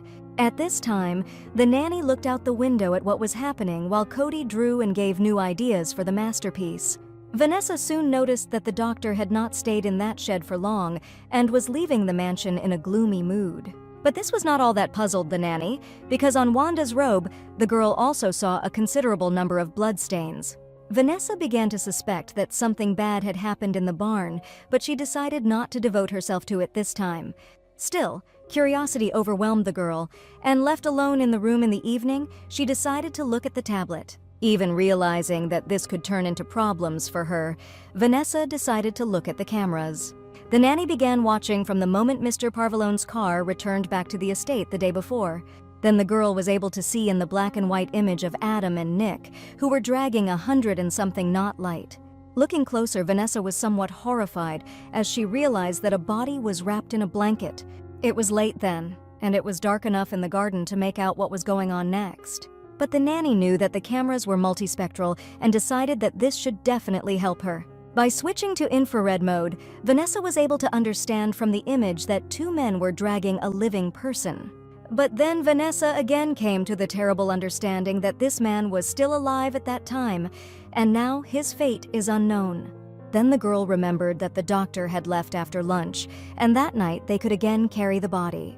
Vanessa found a video camera recording of how about an hour ago, Adam and Nick were actually carrying a huge package again. However, this time the sensor showed only 2 heat signatures, and this made it clear the sad outcome of events. The girl was again horrified that her boss could do such things, and now she saw him as more than just an employer. At the same time, Vanessa was well aware that these 3 were hardened criminals, and killing a person for them was like husking sunflower seeds. And these thoughts were now at odds with each other in the girl's head, and she herself tried to believe in a better option. Then she remembered that she had recently given Mr. Parvalone information about his cousin, and after a while they returned to the mansion with a living person, and after a while they took the corpse away. Now the girl clearly realized that these people had killed Roger, to whom she herself had led them. The girl was now overcome by remorse and fear that she had helped them commit a crime. The next day, Vanessa began to think about breaking the contract and quitting her job. But she did not know how she would now look into the eyes of Barbara, who pinned all her hopes on her and loved her very much. However, the girl could not stay in this house either, so she took out her phone and dialed the number of the headmistress of the Nanny Academy. Barbara's voice was immediately heard on the phone, who realized from her student stammering that she had some trouble. Then the headmistress began to offer to send another nanny to that mansion, but Vanessa objected. The girl began to wonder what would happen if she terminated the contract early, while hoping that another nanny would not be sent here. Barbara began to explain that if their agent did not find a suitable reason, it would be extremely difficult to reach a compromise with the employer. At the same time, the headmistress perfectly understood the experiences of her pupil and wanted to help her somehow. She also explained to Vanessa that if she wanted to return home, no arrangements would prevent her from doing so. The girl hoped that she would be able to separate work and personal life, but it turned out to be too difficult to do, and she got confused. Barbara at first thought that she was in danger for the child, but that was not what Vanessa meant. The nanny did not admit to the murder, but explained that, in her opinion, she herself is doing things that make her job less safe. Then the headmistress suggested that she would talk to the employer herself and try to eliminate everything that interfered with work. When Vanessa heard this, she was frightened and begged Barbara not to do anything like that. The director listened and asked the girl to think carefully and inform her about her decision the next day. She was ready to accept any decision she made, then added that everyone at the academy missed Vanessa. After the conversation, the nurse went to the kitchen where Mrs. Kenneth was already giving instructions to Julia. Noticing Vanessa, who looked like a ghost, she asked her to pull herself together and not be discouraged. Then, Mrs. Kenneth explained that it was all to prepare for the birthday because family members from all over the world would gather. Vanessa offered her help, but Mrs. only asked her to keep the boy away from all this. And then she advised to do something with bags under the girl's eyes so that people would not think that they were overworking here. A little later, Vanessa was already with Cody, who was drawing Dad in a hat and offered to draw him a mustache as well. Then she began to ask what Cody expected from the holiday, and he shared that everyone would come, even Vincent and Lisa. At the same time, the girl understood that it would not be just a holiday, but that on this day the house would be full of all kinds of criminals. She even remembered that tragic night when a fire broke out in her home, because the situation was similar. Also, the girl was tormented by doubts because she never found answers to her questions, but she also wanted to get out of this house. Then she turned towards the boy and she felt even sadder because she promised herself that she would protect him. However, she thought that her presence here only made things worse, and because of her affection for Code, she might find herself trapped. It's just that Oscar can use it, and the girl believed that the best option would be to refuse the job. When Cody had finished the portrait, the nurse offered to read a book, and Mrs. Kenneth came into the room to tell him that it was time to change for dinner. The boy was glad that he would soon get to the table, but Vanessa asked him to take a bath first, to be clean. Mrs. Kenneth, however, pushed the nanny out, saying that she would take care of Cody herself, and the girl needed to prepare. She objected because she did not have elegant clothes, but the maid assured that everything was already on her bed. Entering the room, the nurse noticed the outfit. But she had an important decision to make, and she did not consider the walk at the party to be an assistant in this. Then Vanessa picked up the dress and looked at it, and it seemed very familiar to her. Then she remembered that she had worn exactly the same dress on that tragic day when her parents died. But then the girl pulled herself together, making sure that it was just a dress, and the holiday was quite ordinary. She only had to endure one night, and the next day she could be free from it all. Downstairs in one of the rooms, Vanessa noticed Nick, who was moving a special device over the gifts. He thought it would never hurt to be careful, even though there were only family members here, but that was what made him wary. Nick explained to the girl that each of them benefited from Oscar's death in their own way, and the nanny realized that he was talking in all seriousness. Then she asked where Cody was, and found out that he was with his second cousins, and in general today, it was not her concern. The children would be looked after by the other nannies who had come with the children, and Vanessa did not understand now why she was there. Nick explained that the girl was here as a secret guard, but her task was to have fun until dinner was served.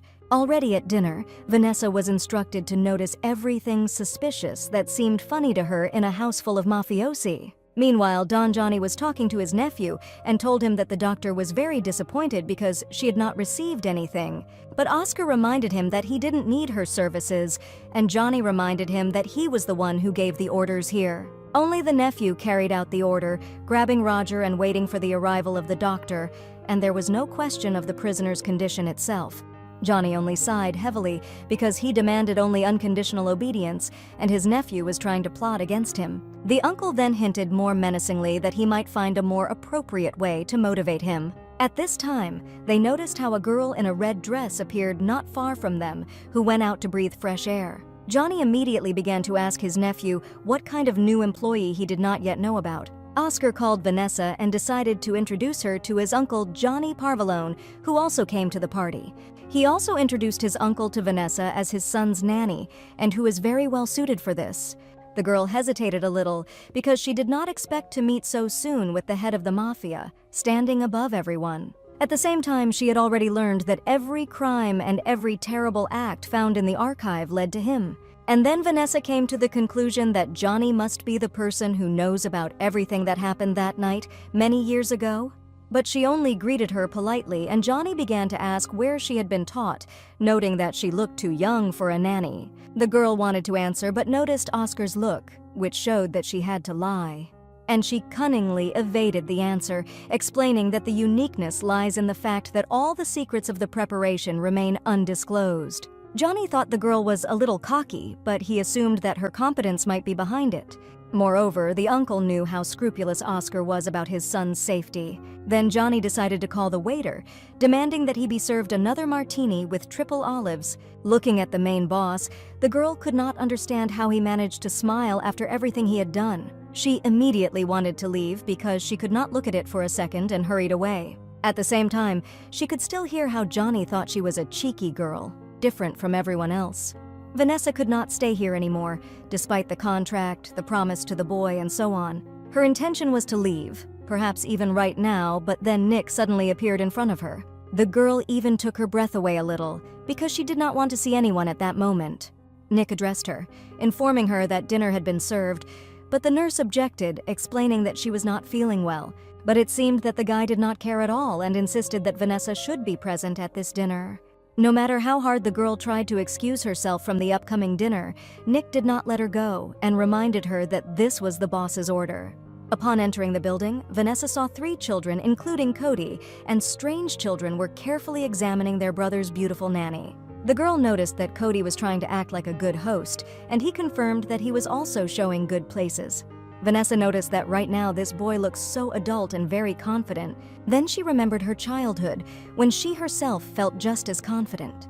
Then Cody told the nanny that the kids would be sitting at the children's table, to which she was not allowed to go. The nurse was a little embarrassed, but suddenly she heard Oscar's voice, who offered to take her there. She objected, because it was his birthday, but that was why the boss decided with whom to spend dinner.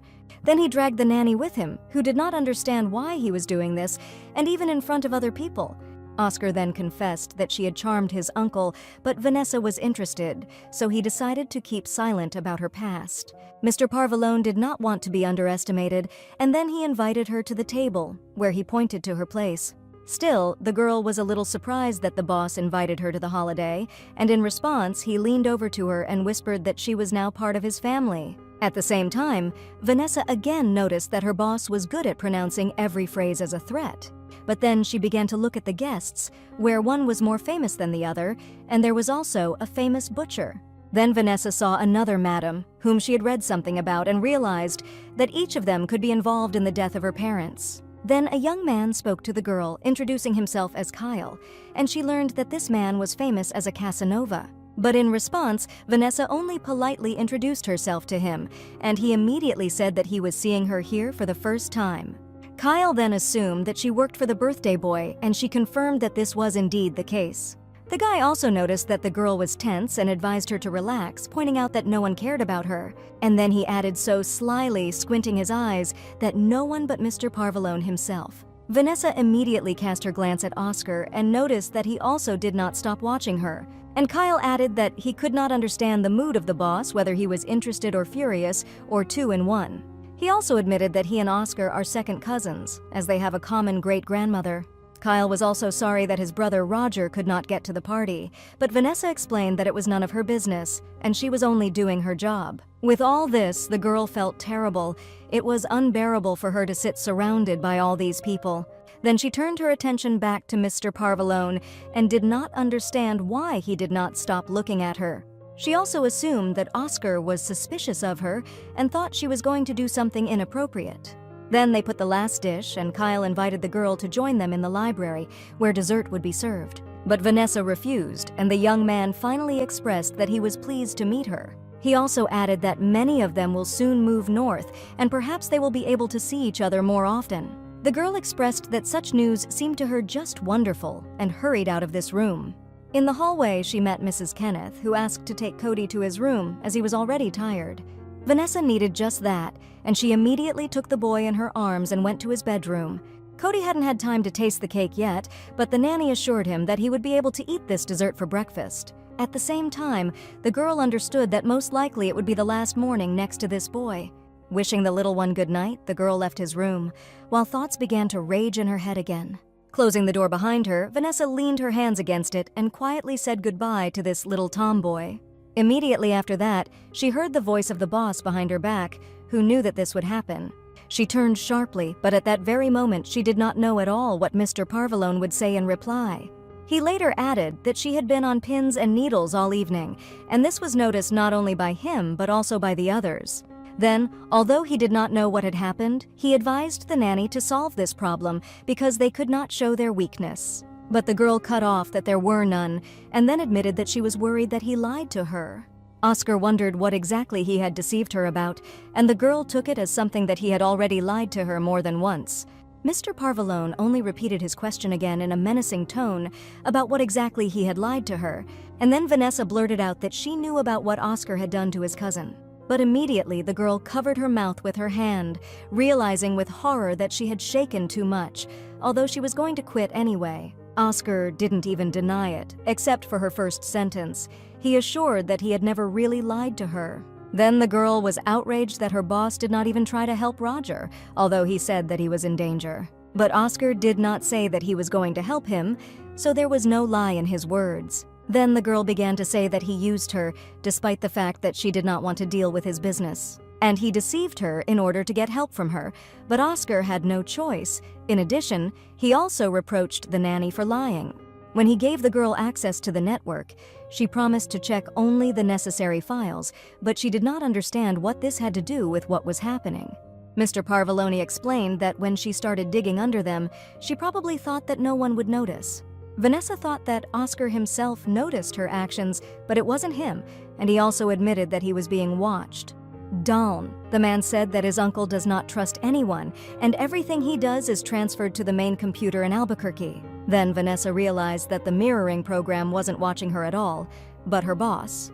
Oscar also explained that the girl's actions led to the fact that her uncle found out about it and gave him a task that would remind him of what happens to traitors. Now Vanessa realized that Oscar did not kill his cousin of his own free will. She understood that she herself was to blame for everything, while her boss was also punished, and she only reproached him for everything. Oscar tried to calm her down, but at the same time, he gave her a choice. Either he would hide information from her, or she would participate in everything with him. Now Vanessa faced an even more difficult choice, which was also very frightening to her, and she did not know what to answer. Vanessa didn't understand why she had to choose, but it was she who was digging for Oscar's family and getting into the system. Then she began to apologize to the boss, explaining that she was just interested and did not know that someone would die because of this. The girl was so upset by this that she could not stand it and burst into tears because it was her fault that a person was injured. Mr. Parvalone did add that sooner or later they would come for Roger anyway. Then he also assured that his cousin was lucky because thanks to Oscar, he went to the other world painlessly. Now seeing the crying Nanny, he even regretted that he had dragged her into all this, but the girl was still sure that it was her fault. Oscar later praised her unsurpassed hacking skills, so he asked her to find his cousin. He knew that any delay might have ended differently, and his uncle might have doubts about his loyalty. Only the girl did not understand why Oscar did not fire her immediately after she helped him save his face. It's just that everyone had their own secrets, and the fact that the boss didn't lie to her didn't mean that he told her everything, but at the same time, he entrusted the nanny with the protection of code. Then Mr. Parvalone came even closer to the girl and taking her by the hands asked her to stay. He admitted that he knew her thoughts of leaving the house and that it was all too much for her, but he wanted her to stay. Oscar added that Vanessa was needed for the boy and for both of them, although it seemed that Cody was safe. The girl did not understand why her boss was so confident that he could convince her, while she herself felt that her opinion was changing. But then she pushed Mr. Parvalone away from her, saying that she needed to think about it, and rushed away from him. Oscar did not catch up with her and stayed in the corridor, hoping that this girl would make the right decision. In the meantime, she herself had already locked herself in her room, trying to sort out her thoughts and understand what she was doing. Vanessa knew that her head went completely blank when Oscar looked at her like that. At the same time, she understood that he was using her concern for code against her to his advantage. During all this time, the girl managed to consider many personalities of this man, remembering how angry he was. He had been caring for her as she fell asleep on the floor, and Oscar leaned over to gently wake her up. Vanessa's memories also came to mind when the day of the pool came and how they all had fun there together. But it also did not get out of my mind every time Mr. Parvalone said something threatening in her ear. The girl could not understand which of these personalities was real, and tried to imagine what would happen if you put everything together. Then she also remembered that conversation they had in the garden when Oscar was about to tell her what his goal was for Cody. Vanessa also remembered well how the boy raged, explaining that his father could not trust anyone after he lost his wife. Also, Mr. Parvalone's concern that he doesn't want his uncle to have doubts about his loyalty. Vanessa felt that Oscar didn't have much under his control, and that he had chosen her for a completely different reason. She also understood that she did not deserve complete trust, and that she thought of her boss only as a negative way, but he turned out to be different. Then the girl again caught herself deviating from the rule of not allowing emotional attachments. But she did not understand how not to succumb to emotions because all this brought back painful memories for her. At this moment, the girl could even swear that even the smell of smoke is very real. But then she suddenly came to her senses and realized the cruel truth that the smoke was real and that the house was most likely on fire. The first thing Vanessa decided to do was to check how little Cody was and if he had time to get hurt. But the fire was already raging outside the door. Only now this did not stop her, and she decided to save the boy while wondering if Oscar could escape. The flames spread quite quickly and almost burned the girl, blocking all possible paths for her. But she did not give up and, covering her nose with her hand so as to inhale less smoke, went to carry out her plan. Soon she was in the boy's room, who was sitting frightened, but the fire had not yet reached there.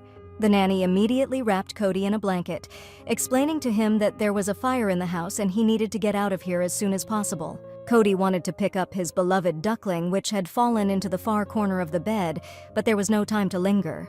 With the boy in her arms, Vanessa raced back down the hallway, trying to get to the exit as quickly as possible. However, her path was blocked by a small collapse of boards, which had already managed to burn out and, having fallen, blocked the passage. Vanessa understood that it would not be possible to get out of the house with the help of the stairs now, and she had to look for another way out. In the distance, she noticed a driver who was trying to call her and little Cody in the smoke. The girl shouted that the boy was with her and that they would try to get out through the window. Running back past Oscar's burning room, the nanny hoped that he was not there when the fire started.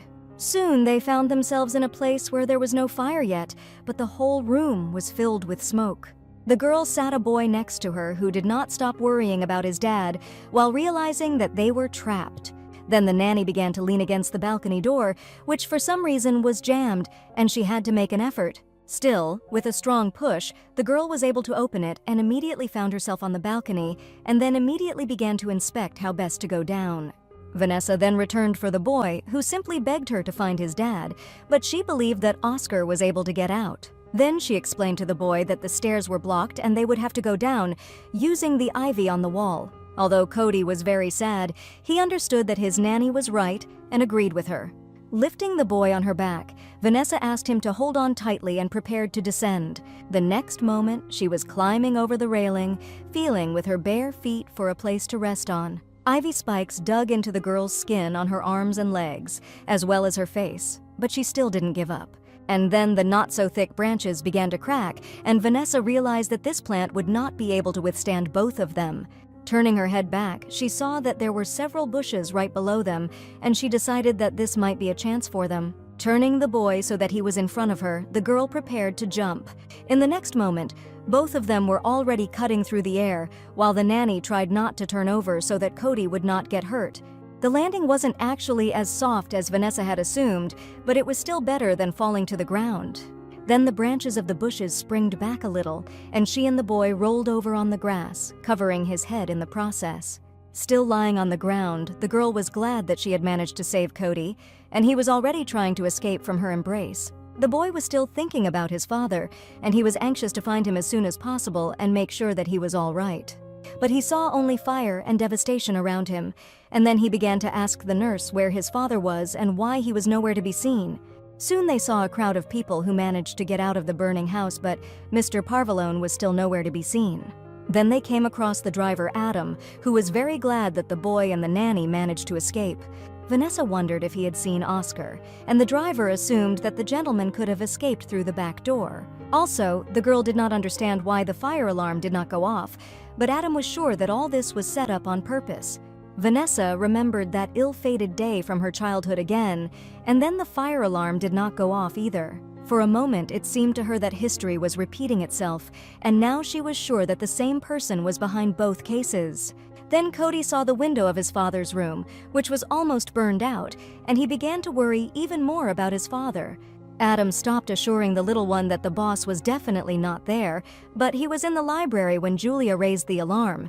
Vanessa did not understand what the servants had to do with it, and the driver continued to say that the maid was taking the plates to the kitchen, and then she noticed the smoke. The flames also spread very quickly, and the girl tried to understand what could be causing this. At the same time, Cody continued to cry, and the nanny assumed that Oscar was with Nick and Anna since they were also nowhere to be seen. She asked the boy to trust them because they do their job as well as she does hers. Then Mrs. Kenneth came up to them, who was checking the list of people to make sure that everyone had left the house. At the same time, she was sure that Oscar and his uncle, as well as Nick and Anna, were able to get out through the back door.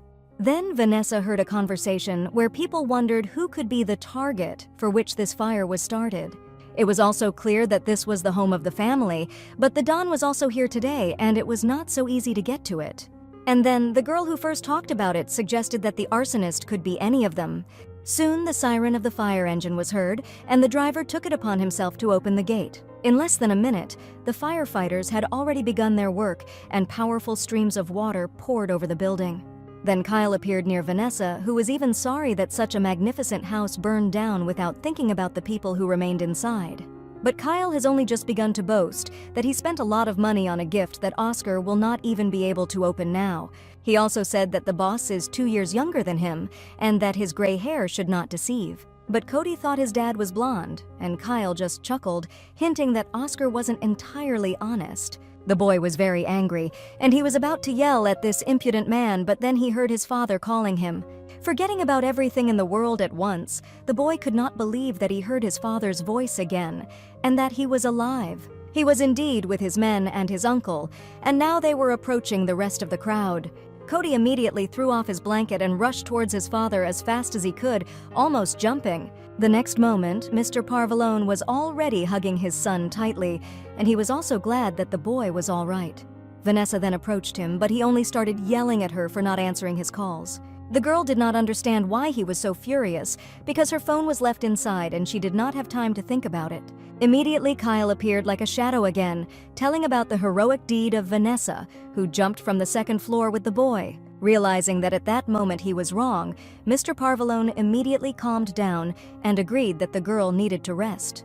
Then Vanessa gave out that next time she would call the special services first and not act instinctively. Oscar didn't quite understand what this girl meant by next time, but decided not to interrogate her about it for the time being. After tonight, she herself was convinced that she could not remain indifferent. She looked at these two, who at that moment looked completely innocent and defenseless, and understood that they needed her help. Now she definitely could not leave here, and corrected her words, explaining that next time she would just try better. And then Anna approached them, who wanted to bandage the wound on the head of the boss, who did not remember how he got out through the collapsing garage. Anna understood that this could be due to the fact that he was still in a blind panic, and he asked to be reminded why he was keeping her with Nick. The guy, who was also already nearby, jokingly replied that in order to help him get out of the burning buildings. At this time, Kyle noticed that Oscar did not trust the nanny too much for his son's safety, but she assured that he acted like any parent.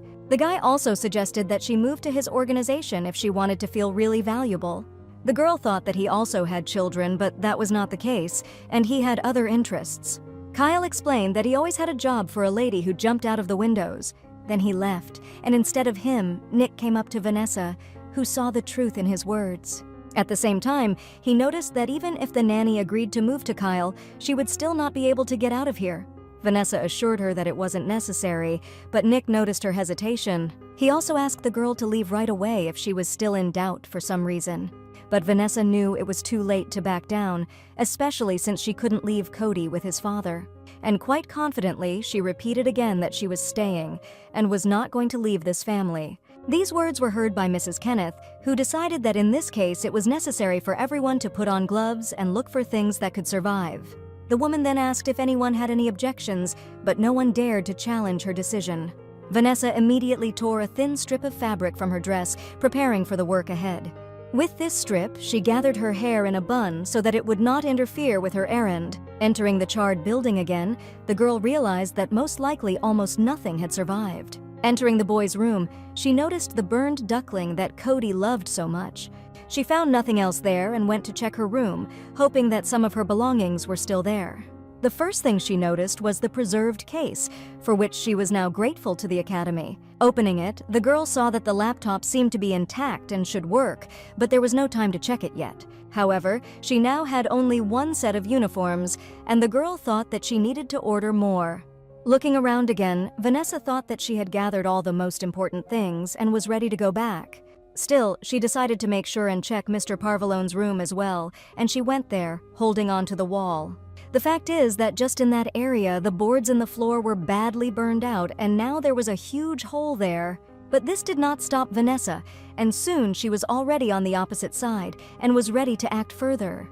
In front of her, she noticed an iron safe, not very large, and it looked like it had not been damaged by the fire. It even seemed a little strange to her that such antiquity was lying around in a house full of new technologies. However, the girl became interested in what papers the Mafia could store in such a safe. Whatever it was, they were trying to protect it well, and Vanessa tried to find the code right away. At first, she tried to open it with a combination that meant Oscar or Cody's birthday. Those numbers didn't help her open the safe, and Vanessa tried the date of birth of Mr. Parvalone's wife. But only this combination of numbers did not help either. while the girl even felt some embarrassment. At that moment, Anna entered the room, who became very interested in what the nanny was doing here. She immediately came up with an excuse that she checked whether the safe survived, and it really remained unharmed. But the girl could not move it, and Anna explained that she would take care of it herself, and that she even knew the code. It's just that the boss asked her to take some things, and Vanessa decided not to disturb her and go help on the first floor. When she left, Anna again noticed something strange and at the same time very familiar in the nanny. In the street, Mr. Parvalone asked Mrs. Kenneth what they had lost, and she reported that it was almost all. Then Vanessa came up to them, holding a charred duckling in her hands, and expressed that they had lost someone else. Cody, seeing his favorite toy, immediately rushed to her, glad that he could hold it in his arms again. Then the boy became very ashamed because they left him in a burning house. Vanessa expressed her regrets, but first of all, she needed to save him himself. Cody knew it, but he also didn't understand why other people around him were suffering because of him. Then his father approached him and promised that they would hold a church service and then find a new toy for him. Soon Nick and Anna came up and immediately reported that they had taken everything they could out of the house. Nick also notified that it would not be possible to restore the security system, and it was impossible to view the events of the previous night. Anna added that they also destroyed all the hard drives and electronics, even damaged ones. Then Vanessa realized that these two had destroyed all traces of illegal activity, but the most important thing remained in the safe. Then the driver came up and reported to the boss that all the guests had been accommodated in a hotel for the night, and Uncle Johnny had decided to return home immediately. Then Nick asked what would happen to them, and Oscar explained that he had agreed on a long-term lease of several rooms in the Grand Hotel. Adam immediately noticed that there was a swimming pool right on the roof, and from the window of the room, Cody would be able to admire his favorite park. Vanessa, who had heard the entire conversation, was even interested in the fact that they would be staying in a hotel for a while. But she was worried they wouldn't have to go to Albuquerque, but Oscar assured them that it would take more than a fire. Mr. Parvalone also admitted that everything had already gone too far to turn back. And at this time, Johnny was getting to his house when the driver informed him about an incoming call. It was Simon who first politely asked how the event went. Don grinned slyly, and then, with some irony in his voice, added that everything went with a twinkle. Johnny then wondered if Simon had found the one Oscar had hired to hack into their network, adding that it had to be a new employee. The guy believed that Nick and Anna were not suitable for this because they could not even pick the lock on the suitcase. And the only employee they didn't check is a nanny who started working there about a month ago. This seemed quite interesting to the Don, and Simon was still trying to dig up information about her. And while these mobsters were minding their own business, Oscar's family had already arrived at the Grand Central Hotel. All of them looked more like a horde of homeless people than a serious organization of mafiosi. But the porter knew Mr. Parvalone well by sight and immediately began to greet him, offering him all kinds of services. Nick immediately leaned over to him, who explained that his boss had had a very hard night, so he would be talking tomorrow. Then Anna came up, who was going to discuss with the porter the conditions of accommodation in this hotel. At this time, Vanessa was just looking around in the hall, which seemed to her quite clean and sinless. Behind her, she suddenly heard the voice of Adam, who also admired this chicness and that they would live here for some time. They were distracted from the conversation by Mrs. Kenneth, who handed them the key cards to the rooms. She assigned Julia to maintain their rooms and do the laundry, since she did not trust the local staff. For Adam, his responsibilities have not changed, and he must try to get a comfortable parking space. He didn't mind, but first he wanted to sleep, and Mrs. Kenneth took the card from Vanessa. She explained that the nanny would not live separately, but would share the penthouse with Cody. The girl could not believe her ears, because she never even dreamed that she would have the opportunity to live in a penthouse.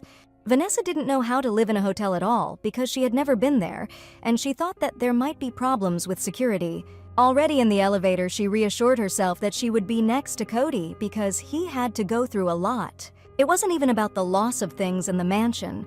It was just that the boy had safety. But it was taken away, just like his mother.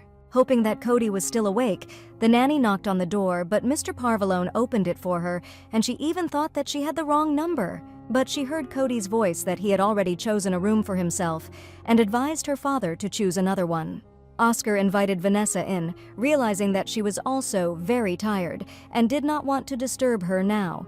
The girl went to the window and looked at the night city, and the view seemed to her just magnificent. She remembered Mrs. Kenneth saying that she had to share a room with the boy, and she realized that she had deliberately distorted the situation. But now she didn't care at all, because she already imagined how huge the numbers would be.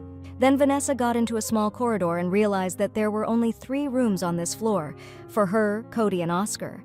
This even embarrassed the girl a little, and she suggested to Mr. Parvalone that she could take another room, but he wanted her to stay by his son's side and he would not accept a refusal. However, the girl realized that they would have to use the same bathroom, and this made her even more embarrassed. But Oscar only grinned at her and told her to feel at home, as if hinting that they would stay here for a long time. Soon, Vanessa was putting the boy to bed, and he was curious how long they would stay there, but the nanny did not know this. Cody then asked about the fire alarm, and Vanessa assured him that it was all right. She can even set fire to the curtains to check it and make sure that everything is in order. Then she leaned closer to the lying Cody and assured him that she would not hesitate to put a match to the curtains for his sake. The boy thanked the nanny for her care, and she decided to leave him to sleep, wishing him good night. Leaving his room, Vanessa suddenly realized that she was so busy with everything that she hadn't even taken a shower yet. As she prepared for the water procedure, she hoped that the sound of the water would not wake anyone, thinking that the others had already fallen asleep. Under the hot stream, the girl stood for some time until she was sure that the smell of smoke had completely disappeared. Putting on a soft robe and combing her hair, Vanessa suddenly realized that she could quickly get used to such luxury. At the same time, she remembered that it would not be for long, but she still liked the conditions in which she now found herself. Then Mr. Parvalone appeared, who, according to the girl, should have already been asleep, but he realized that no one took care of the girl's bruises. She objected when she saw the first aid kit in his hands and admitted that she had already treated her wounds herself. But Oscar insisted on bandaging her wounds, as it was the least he could do for her now.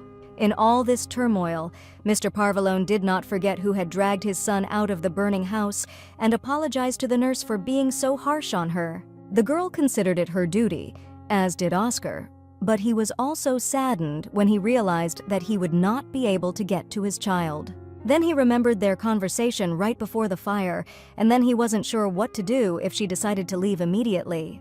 Vanessa assured him that no matter what she decided, she would never leave Code there. Then the girl admitted that once someone pulled her out of a burning house in the same way. Vanessa was so proud of this woman that she decided to become like her. And now everything that the girl does for Cody, she can do thanks to that woman. When Mr. Parvalone finished bandaging her legs, the girl thanked him for taking such care. Then Oscar was about to go to rest, but then he remembered that he wanted to tell the nanny something else.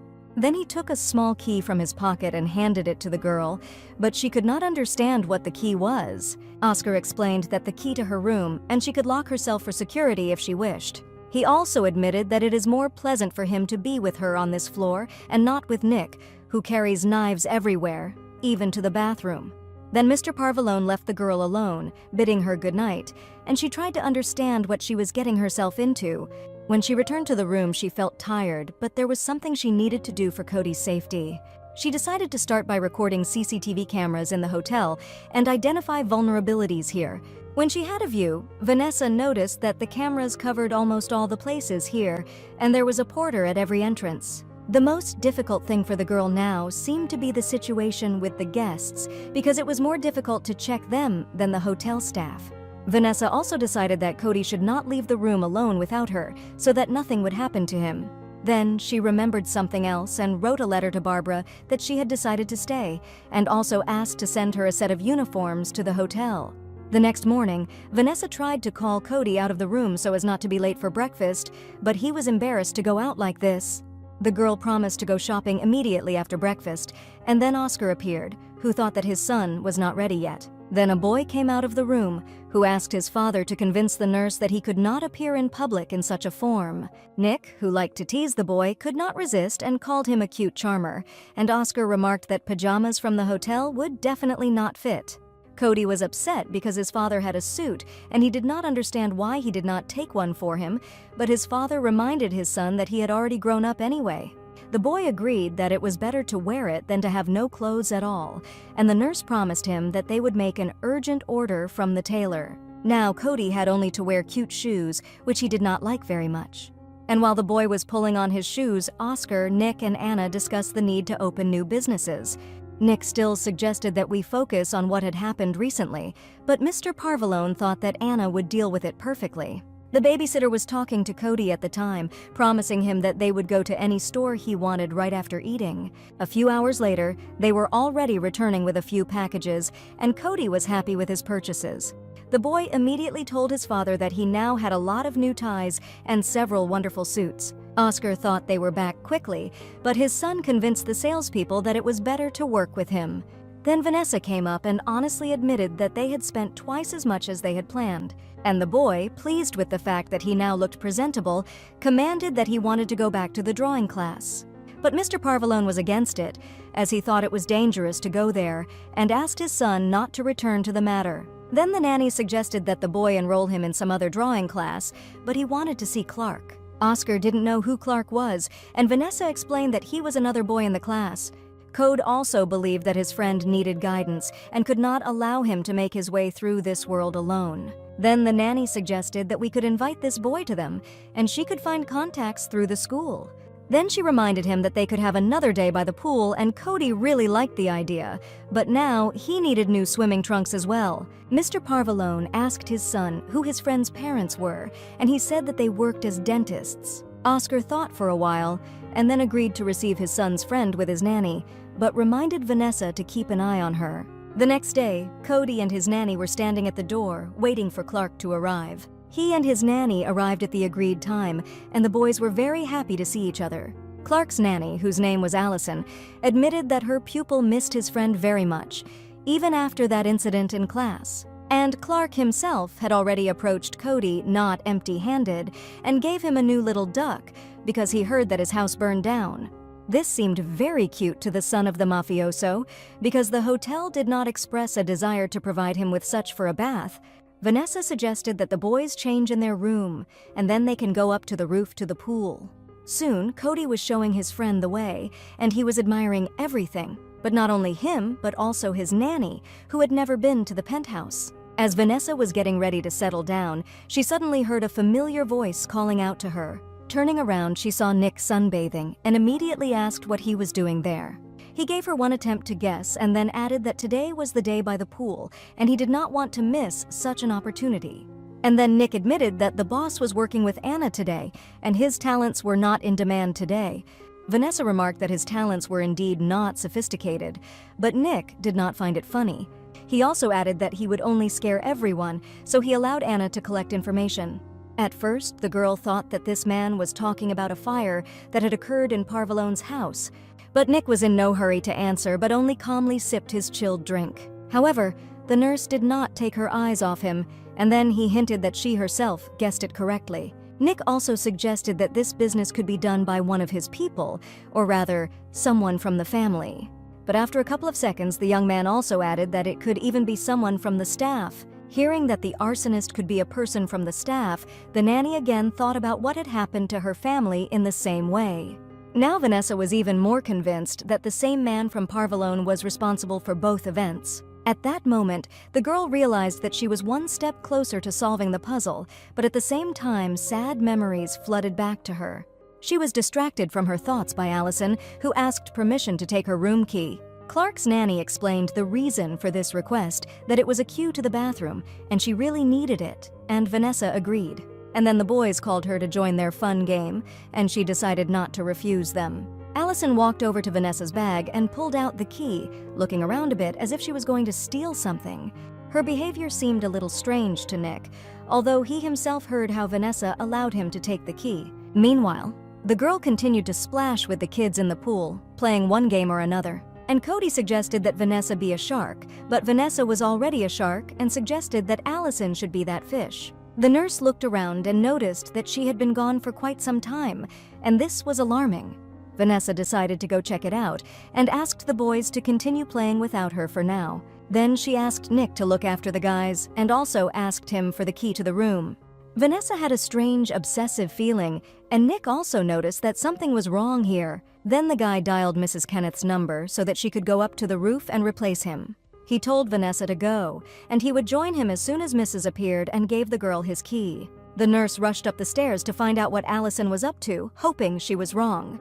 Quietly opening the door to the room, the girl began to look through a thin crack at what was happening in the room now. At first, she didn't see Allison anywhere and realized that she was in one of the rooms, most likely in Cody's room.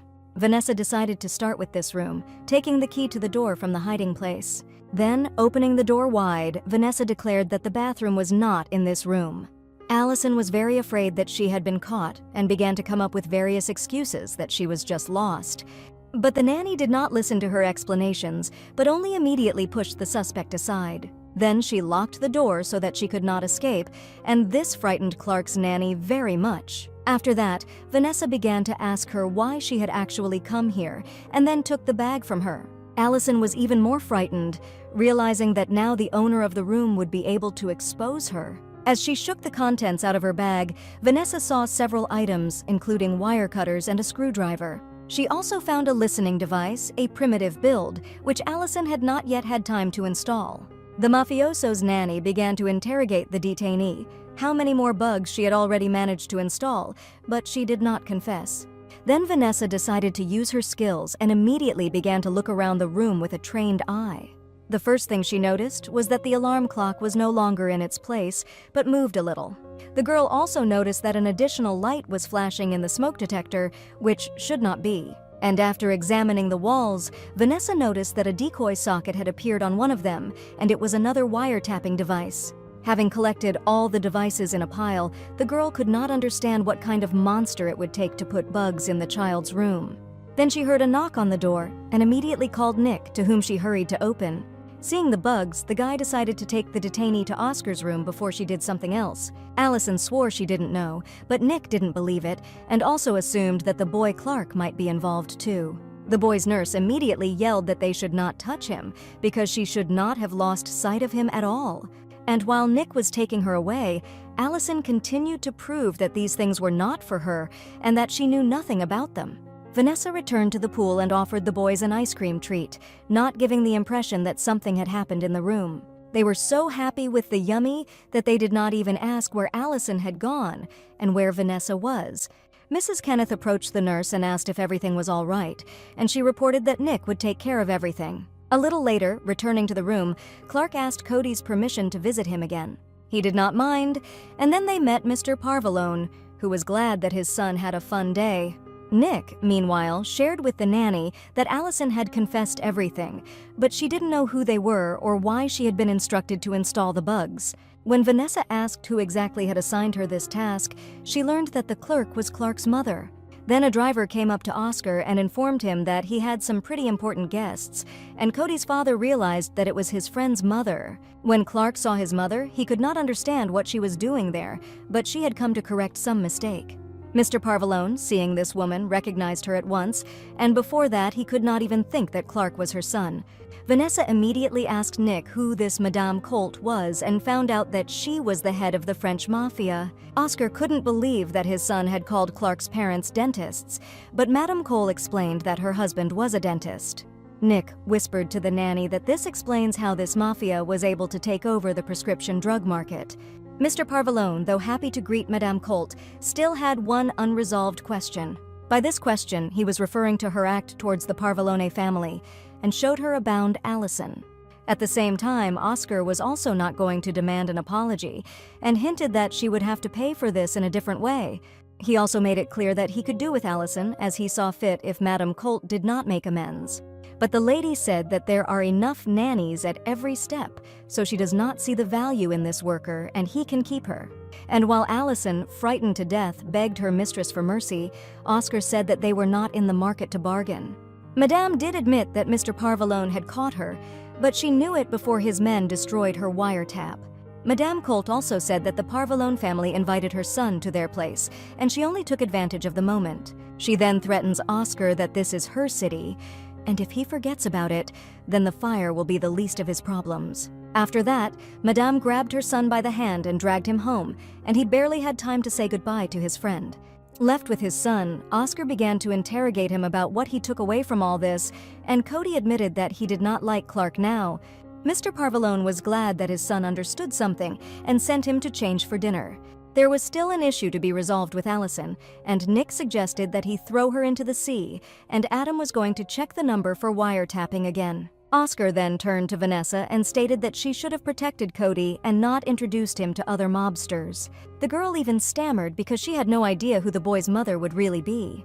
However, she did admit that she should have vetted Clark's family members before inviting him to visit them, but then Mr. Parvalone smiled and admitted that he had just teased her, which even shocked her a little. He also noticed that Vanessa had caught Allison well, and she was clearly no match for his son's nanny. Deciding that this was all, the girl asked to go get ready for dinner, but Oscar was going to go with them. After a while, they were already met in the restaurant by an employee who kindly escorted them to a table. Mr. Parvalone began to study what he might like in today's menu and was soon ready to order. Vanessa and Cody also opened the folders with the list of dishes, and the boy took the same folder that the adults were looking at. Then a waiter came up to him and offered a special children's menu, but Cody refused because he wanted fish fillets.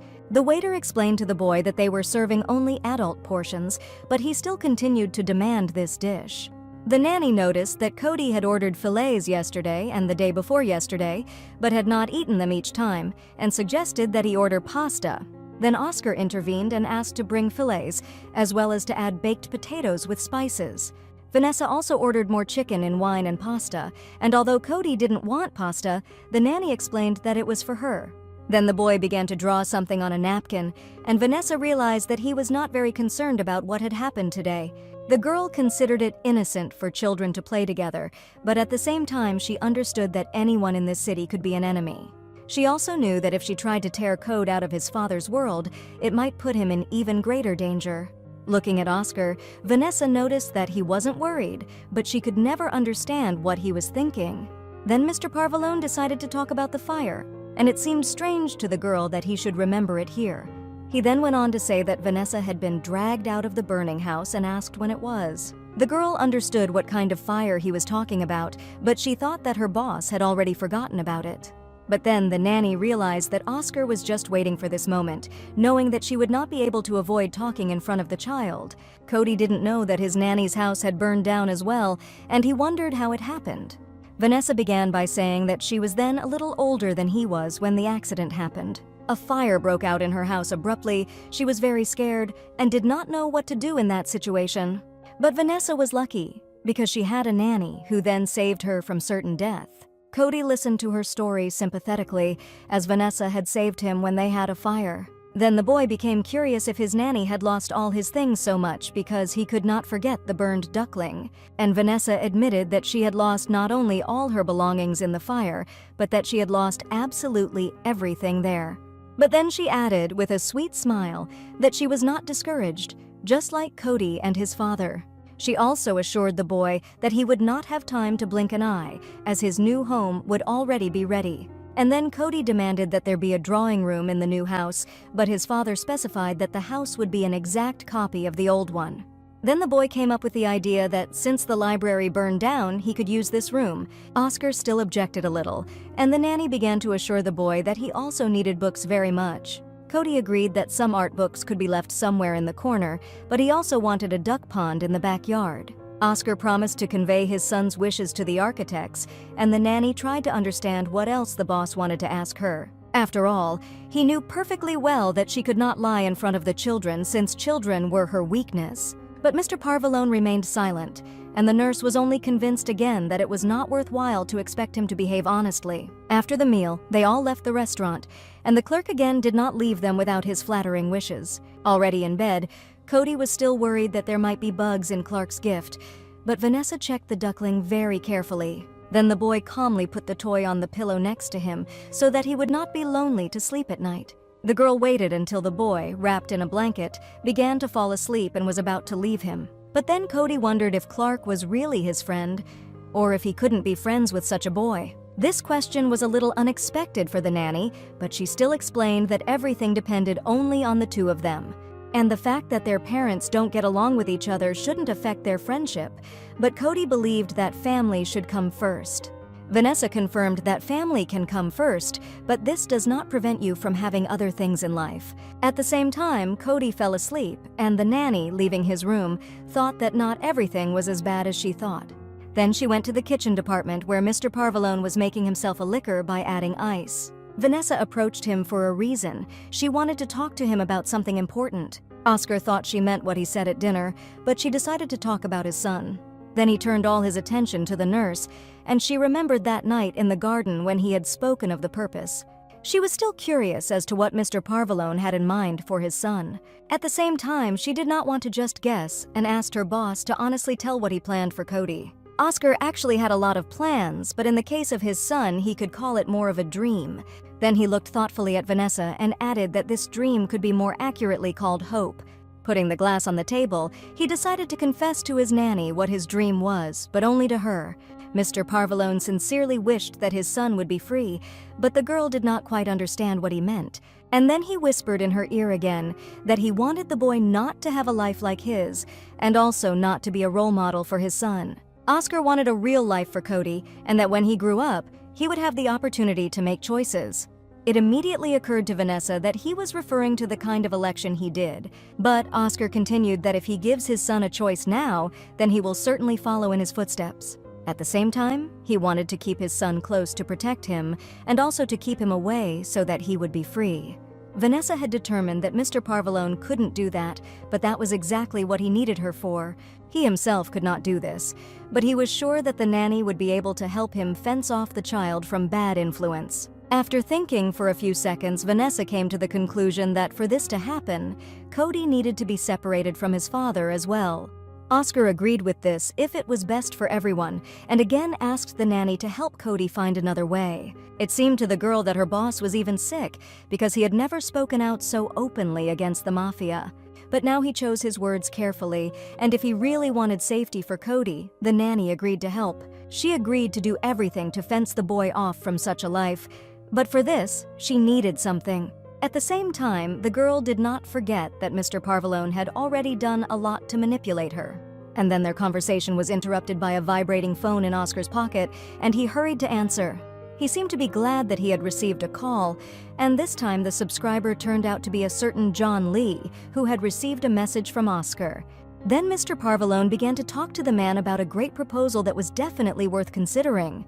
Vanessa realized that this was the end of their conversation, and she thought about going to her room. She even felt that it was foolish of her to believe in the sincerity of Oscar, who clearly did not need her protection. And when she was about to go to the door, Mr. Parvalone called to her to say something. He wanted to discuss something the next day and suggested that we meet at 10 o'clock in the morning.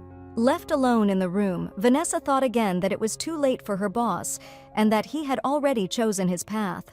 Now she needs to focus on the only person in this family who can be saved. The next day, the nanny and Cody were busy making a list, and the boy was checking if he was writing correctly. He also wanted to buy 2 sets of watercolors, but Vanessa advised him to buy one for now and the second later. Then Mr. Parvalone came in, and when he saw a rather long list, he asked what it was. Cody explained to him that he had made a list of things to draw on because many of them had burned down. Oscar began to familiarize himself, but did not understand what the 2 aprons were for, and his son explained that it was in case Clark came.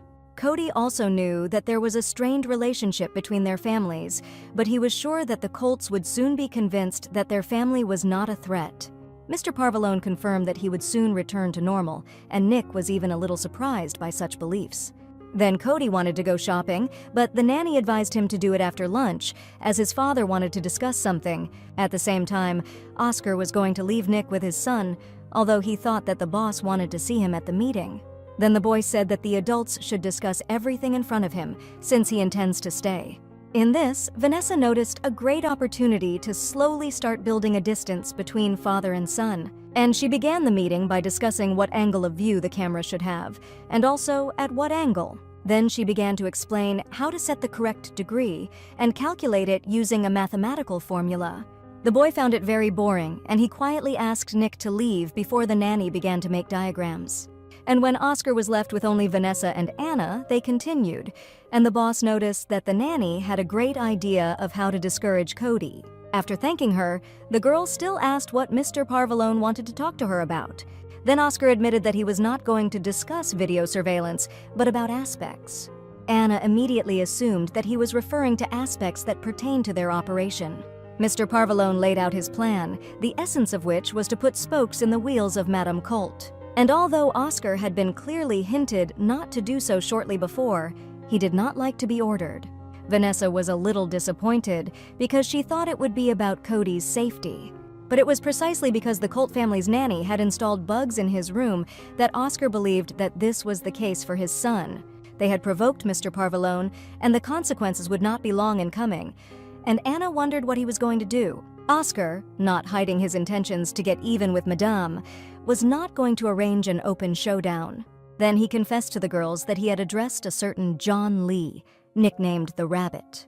The boss offered him a very lucrative offer, even more profitable than the French do to designer bags. Anna understood this to mean that Mr. Parvallone was going to somehow reduce the price of the contract between the French and the Chinese. But Oscar explained that he plans to offer ready-made, real and high-quality Italian models. Vanessa immediately imagined the French mafia selling branded parts from factories and the triad redirecting them to China to make fakes. At the same time, the girl was able to quickly calculate that she would have to sell to her boss at a large loss in order to compete with the French. He agreed, but if you work on it for a long time, there will be a benefit, for the reason that they will provide a connection with the triad in Chicago. Anna, who had been listening attentively to her boss, also agreed that this would certainly infuriate the French. But she feared that it might not work, and in this case, Mr. Parvallone was going to strike at their sore spot. This would be the second angle of their attack, so he invited Vanessa to the meeting. The girl understood what her boss meant and refused to hack the French mafia for him. But Oscar only wanted to ask her something, because she is quite good at such things. He then explained that he was curious if the local mafia was using cryptocurrency for money laundering. However, crypto exchanges are subject to more and more regulation, and this increases the chances of getting caught. But there was also a possible option to use popular online games where you buy items with money. Items are used in the game, increasing points or points depending on the game itself. And then these items can either be immediately legally withdrawn to the account or sent to an online wallet, also legally. But Anna said that Madame Colt is an adherent of the old school, so most likely she has some kind of business. Mr. Parvallone objected, because Madame does not have a large number of businesses to launder such a huge amount of money. Vanessa then suggested that it could be a casino, which many people use, but Anna assured that Madame was against it. And Madame also believes that this is only for plebeians, and the nanny decided to offer art galleries as an option. Then Anna screamed as if she had received a prize because she remembered that Colt owned the House of Light. It even interested Mr. Parvallone that money was being laundered like the good old days. Vanessa suggested trying it, but instead of the old paintings, you can use newer technologies, for example, an NFT auction. By doing this, she helped the boss a lot, and he let her go, after which the nanny decided to go clean up Cody's room. On the way, the girls still wondered if she had done the right thing when she helped provoke Madame Colt. The nanny was now unsure if she would be a good role model for Cody by doing business with his father. But the moment she decided to stay, she didn't know that she would be involved in all of this. At the same time, keeping Cody safe meant helping Oscar address and anticipate the threat. The only question now was whether Madame Colt was really a threat to the boy. Thinking about these things, the girl did not even notice how Anna came up to her, wanting to say something. She said that she was restoring personal data that was lost in the fire and realized that she did not know Vanessa's last name. Anna wanted to write it down to the rest of the data, but the nanny did not understand why it was necessary because no one from the staff had asked this before. In response, Anna only smiled slyly, hinting that by keeping her last name a secret, the nanny could arouse her suspicions. But Vanessa did not consider it a secret, although she did not know the names of either Nick or Adam. The girl fell silent again in thought, and Anna even came closer to her to find out her name. And then the nanny gave her the name Smith, after which Anna expressed her gratitude to her and left. And Vanessa realized that she was up to something, but she understood that Anna would not get anything from the surname she used as a cover. That same evening, Mr. Parvallone accompanied his son and his nurse to the drawing room. The boy could not help boasting how much he had bought in order to always have the right thing at hand. But suddenly Cody froze abruptly and stared at the doors in fright, as if he had seen a real ghost. The nanny, whom he then inadvertently pushed, tried to find out what had happened to him. Then Cody admitted that he had forgotten his sketchbook in the room, and he just needed it that evening. Vanessa didn't understand why it was worth raising such a panic about it, but she prepared to go and fetch this thing. This even amused Mr. Parvalone, and he praised the nurse for her excellent reflexes, but she did not find it funny. Oscar noticed that the girl was slightly offended and wanted to apologize somehow, but she was already heading in the other direction. Already in the elevator, Vanessa reproached herself for looking so awkward, like a guilty schoolgirl. When she got to Cody's room, she rummaged through a huge pile of things, trying to find the sketchbook. But suddenly she heard a rustle outside the door, as if someone had entered the room immediately after her. Opening a thin crack in the door, the girl tried to see what was happening there. There, Nick and Anna discussed a successful attack on the site of money laundering, which the opponents would no longer be able to spend. Anna still saw all this as quite dangerous and assumed that it could return badly to their boss. But Nick corrected that it was not Mr. Parvalone but himself, while not understanding why his partner was satisfied with everything. The guy then added that, in his opinion, Oscar is just tempting fate, trying to succeed here.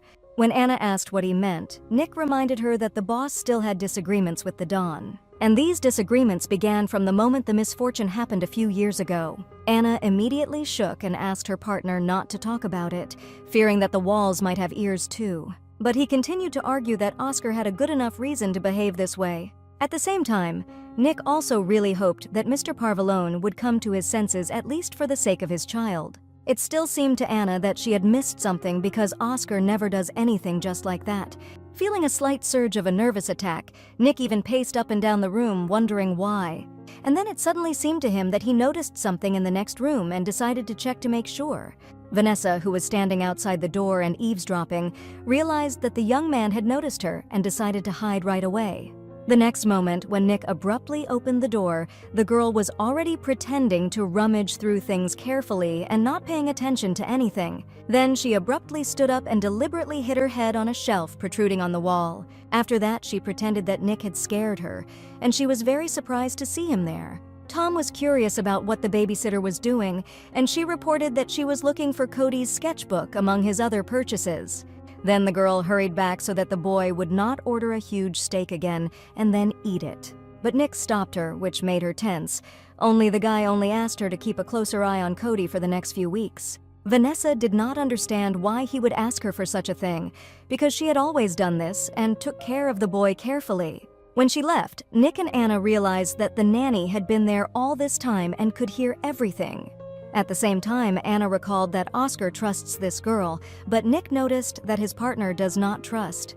She did not deny this and was going to find out in any case who she was and where she came from and what she wanted from them. Soon, Vanessa was sitting with the boy at the table. He was drawing on a sketchbook and she was doing her drawing in a notebook. Then the girl asked him what he would become if he could become anything. Cody, who had been obsessed with drawing, didn't quite understand her question. As an example, the nanny put an astronaut and showed him her drawing, which depicted a man in a spacesuit.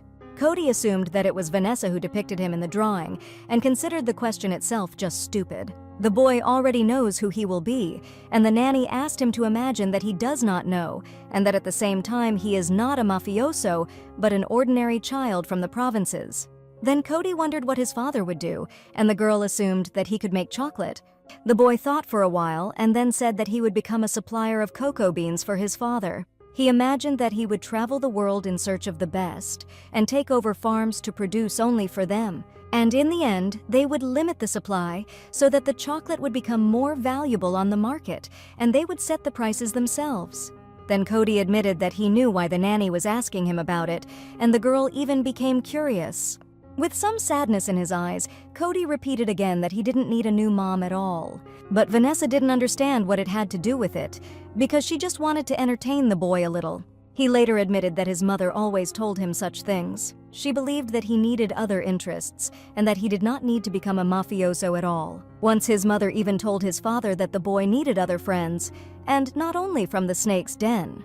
Now Cody does not have a mother, so the nanny should not say such things, but she doubted that he understood what he was asking. After all, he had hinted before that one of Oscar's men could be involved in the disappearance of his mother. At the same time, Cody always emphasized loyalty to the family, and the nanny thought that this might be a reflection of his fear. and that in fact the boy deep down believes that all this happened because of him.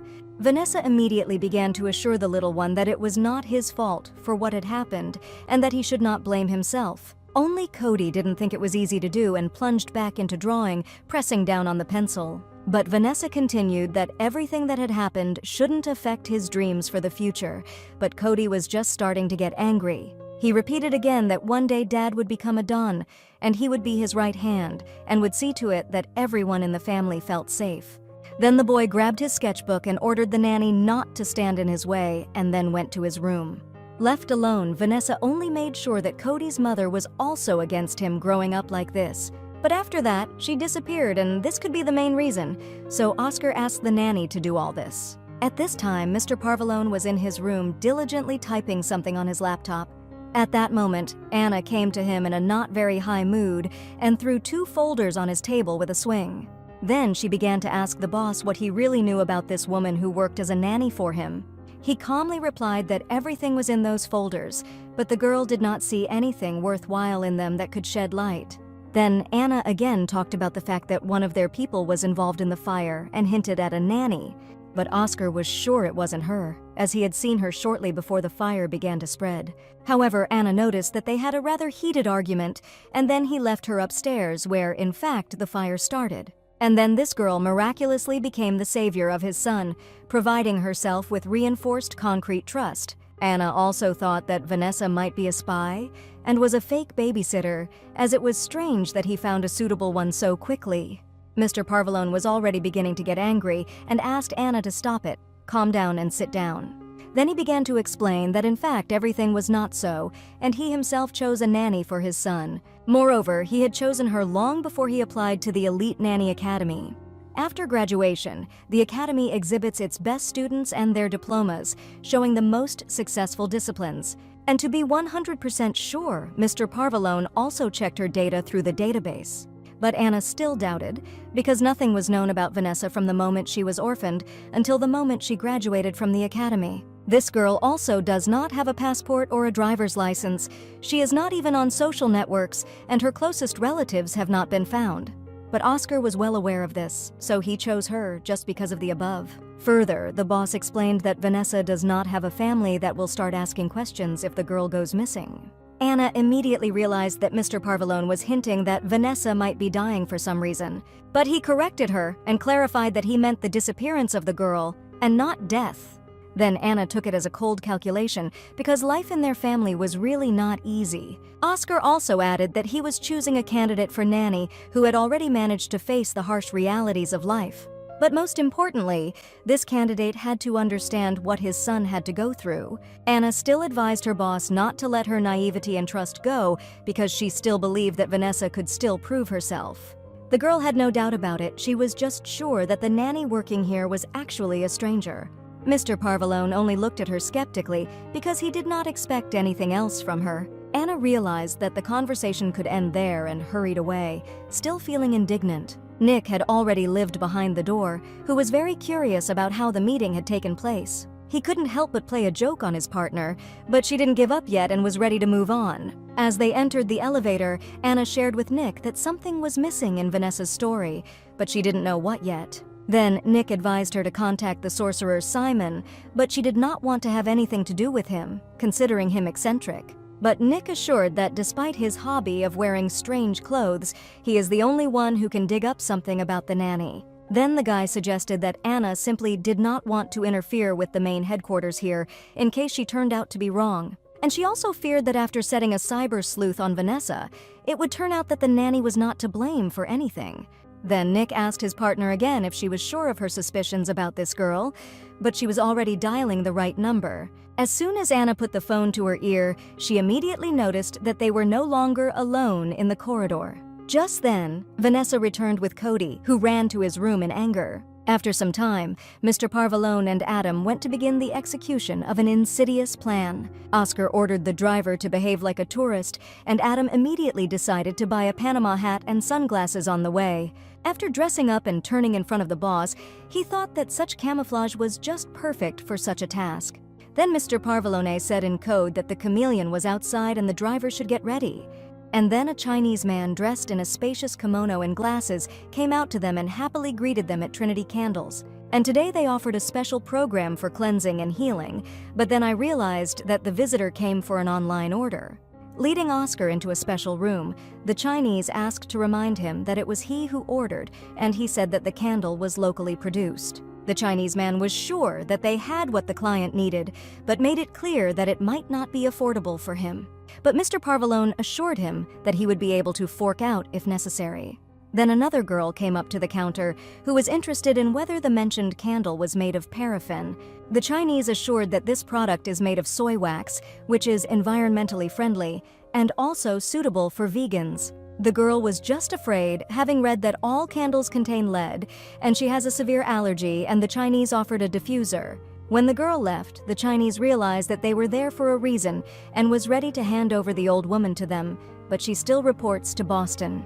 He explained that all his candles pass through their port and he cannot take risks and betray such customers. At the same time, Oscar understood that without a certain reason, the Chinese would not break the contract. And then he hinted that in the near future there may be interruptions in supplies and took one of the bags on the counter. He further explained that if there were reasons for concern, no one would reproach them for seeking additional supplies. At the same time, Oscar broke through the bag and added that now the markets are interconnected, and a tiny glitch can be very unpleasant. After that, Mr. Parvalone opened the bag completely and poured the contents right in front of his face. He immediately agreed that they did not want to be drawn into any trouble, but at the same time, he really wanted to see in which direction the flames would swing, and Oscar suggested that he take a closer look. Then he turned around, but before leaving, he added that most likely their parsley had also gone bad, but the Chinese assured that it was valuable sage. On the street, Oscar was met by a driver and immediately asked how everything went, and found out that it was very good. Then they went back and Adam offered ice cream on the occasion of success, and his boss recommended pistachio juice. The driver immediately hurried to fulfill the order. In general, walks with the boss seemed to him the best. At that time, Uncle Johnny called Oscar and his nephew reported that the Chinese had promised to think about the offer. Mr. Parvalone was also sure of his next move because Madame Colt had tricked him and she had to be taught a lesson. Johnny then advised him not to make even more enemies in the process and not to confuse enemies with problems as well. Meanwhile, in the penthouse, Cody was drawing again and the nanny decided to work with a laptop. She looked through the CCTV footage and for some reason felt out of place. However, the learned patterns of behavior of others will help her notice unusual things in time. At this time, Cody assumed that tomorrow he would have to paint in Vanessa's room. Then the boy looked slyly at the nurse and invited her to change rooms, but she did not seem to pay attention to him. Her eyes were fixed on the monitor at the time as she had spotted Mrs. Kenneth on the tape. The nice old lady pretended to walk near the garages, but at the same time it was still possible to understand that she was not just walking.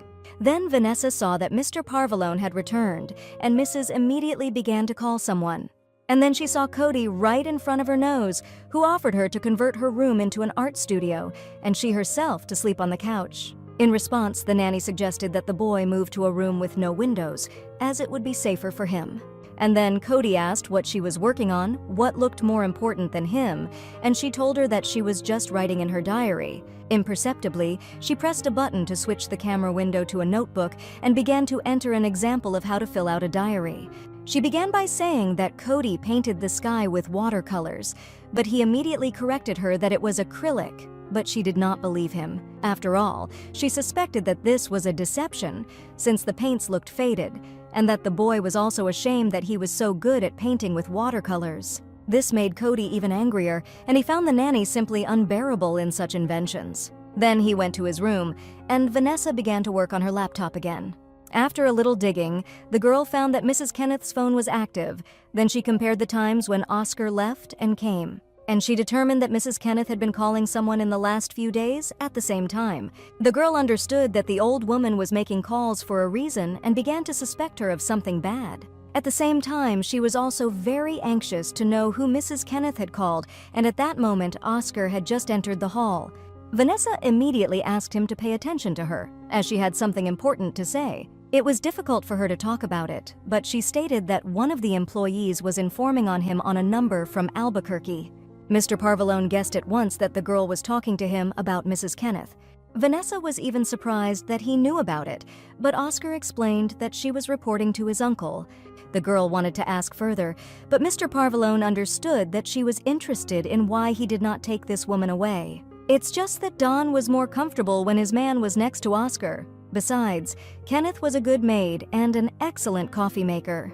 The boss also assured that the nanny should not worry so much about this, but he also really appreciated that she turned to him with this. Then Mr. Parvalone was about to leave, but just before the door he stopped and turned back to the nurse. He immediately admitted that he needed an escort, but Vanessa didn't quite understand what he meant by that.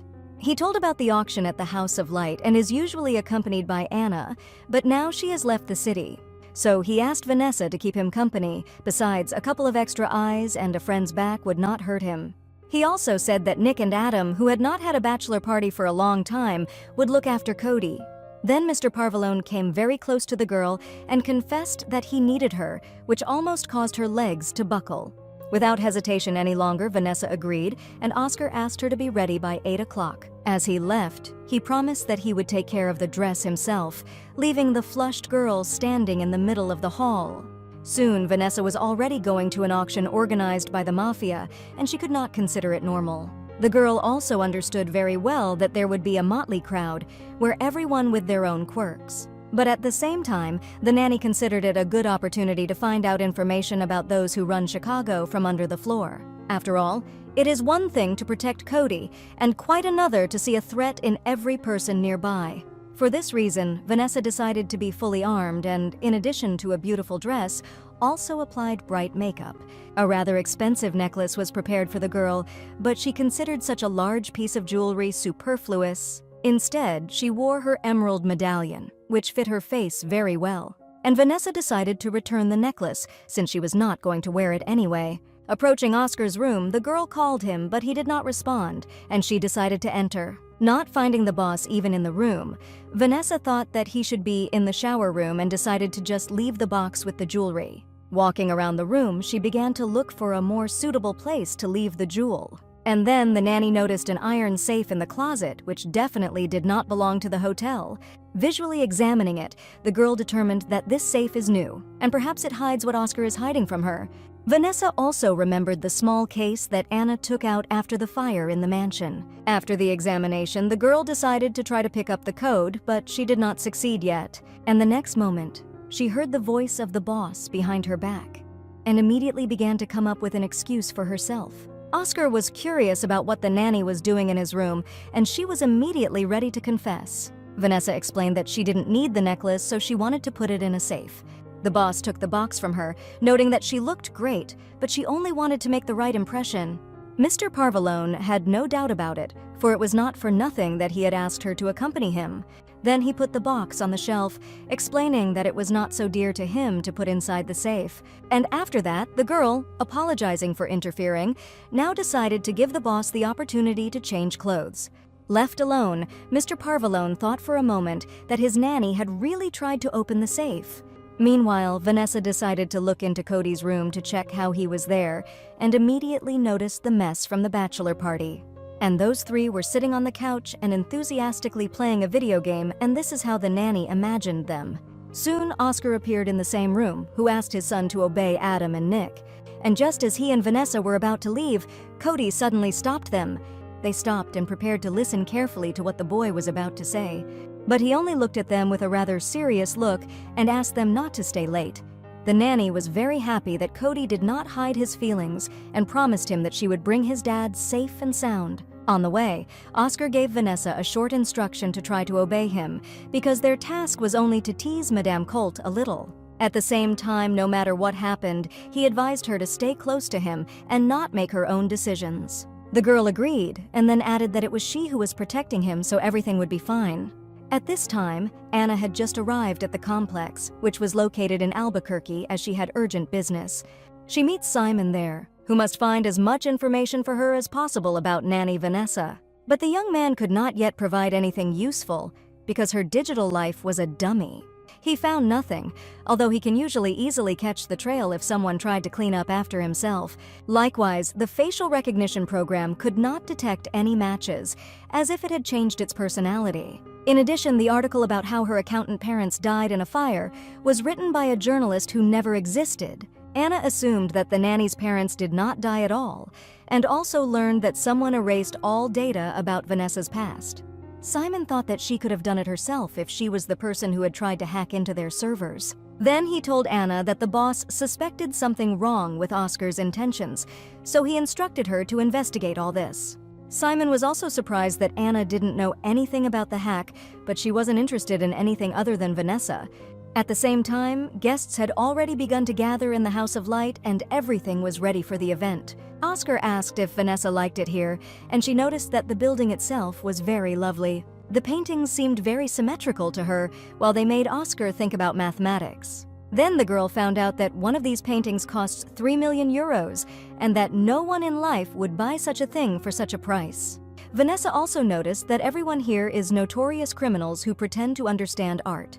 She looked at the couple who came up to the painting and noticed how stupidly and feignedly they admired it. Some people even looked so stupid that Vanessa began to doubt that absolutely everyone here was an experienced criminal. She considered it a kind of parody of the society of the elite, on which all serious deals are usually made. Soon, Vanessa noticed among the visitors the organization of the gang with grandmother Ivanova at the head. A little further, the girl saw that the triad had also arrived to attend the event. Not without the participation of Madame Colt, who apparently decided to show everyone her most exquisite outfit. And while Oscar and the nurse were looking at the guests, a familiar voice was suddenly heard behind them. When they looked back, they immediately saw Kyle, who thought such an encounter was quite unexpected. But Mr. Parvalone knew his cousin, and did not think that the meeting was really unexpected, and then he asked what he was doing there. But Kyle did not embellish the reason for his arrival, because he came for the same reason as Oscar. He, however, doubted this and assumed that Uncle Johnny had sent Kyle to spy on him. But that's not why Kyle was here, and he also admitted to Oscar that his plans are actually not as secret as he thinks.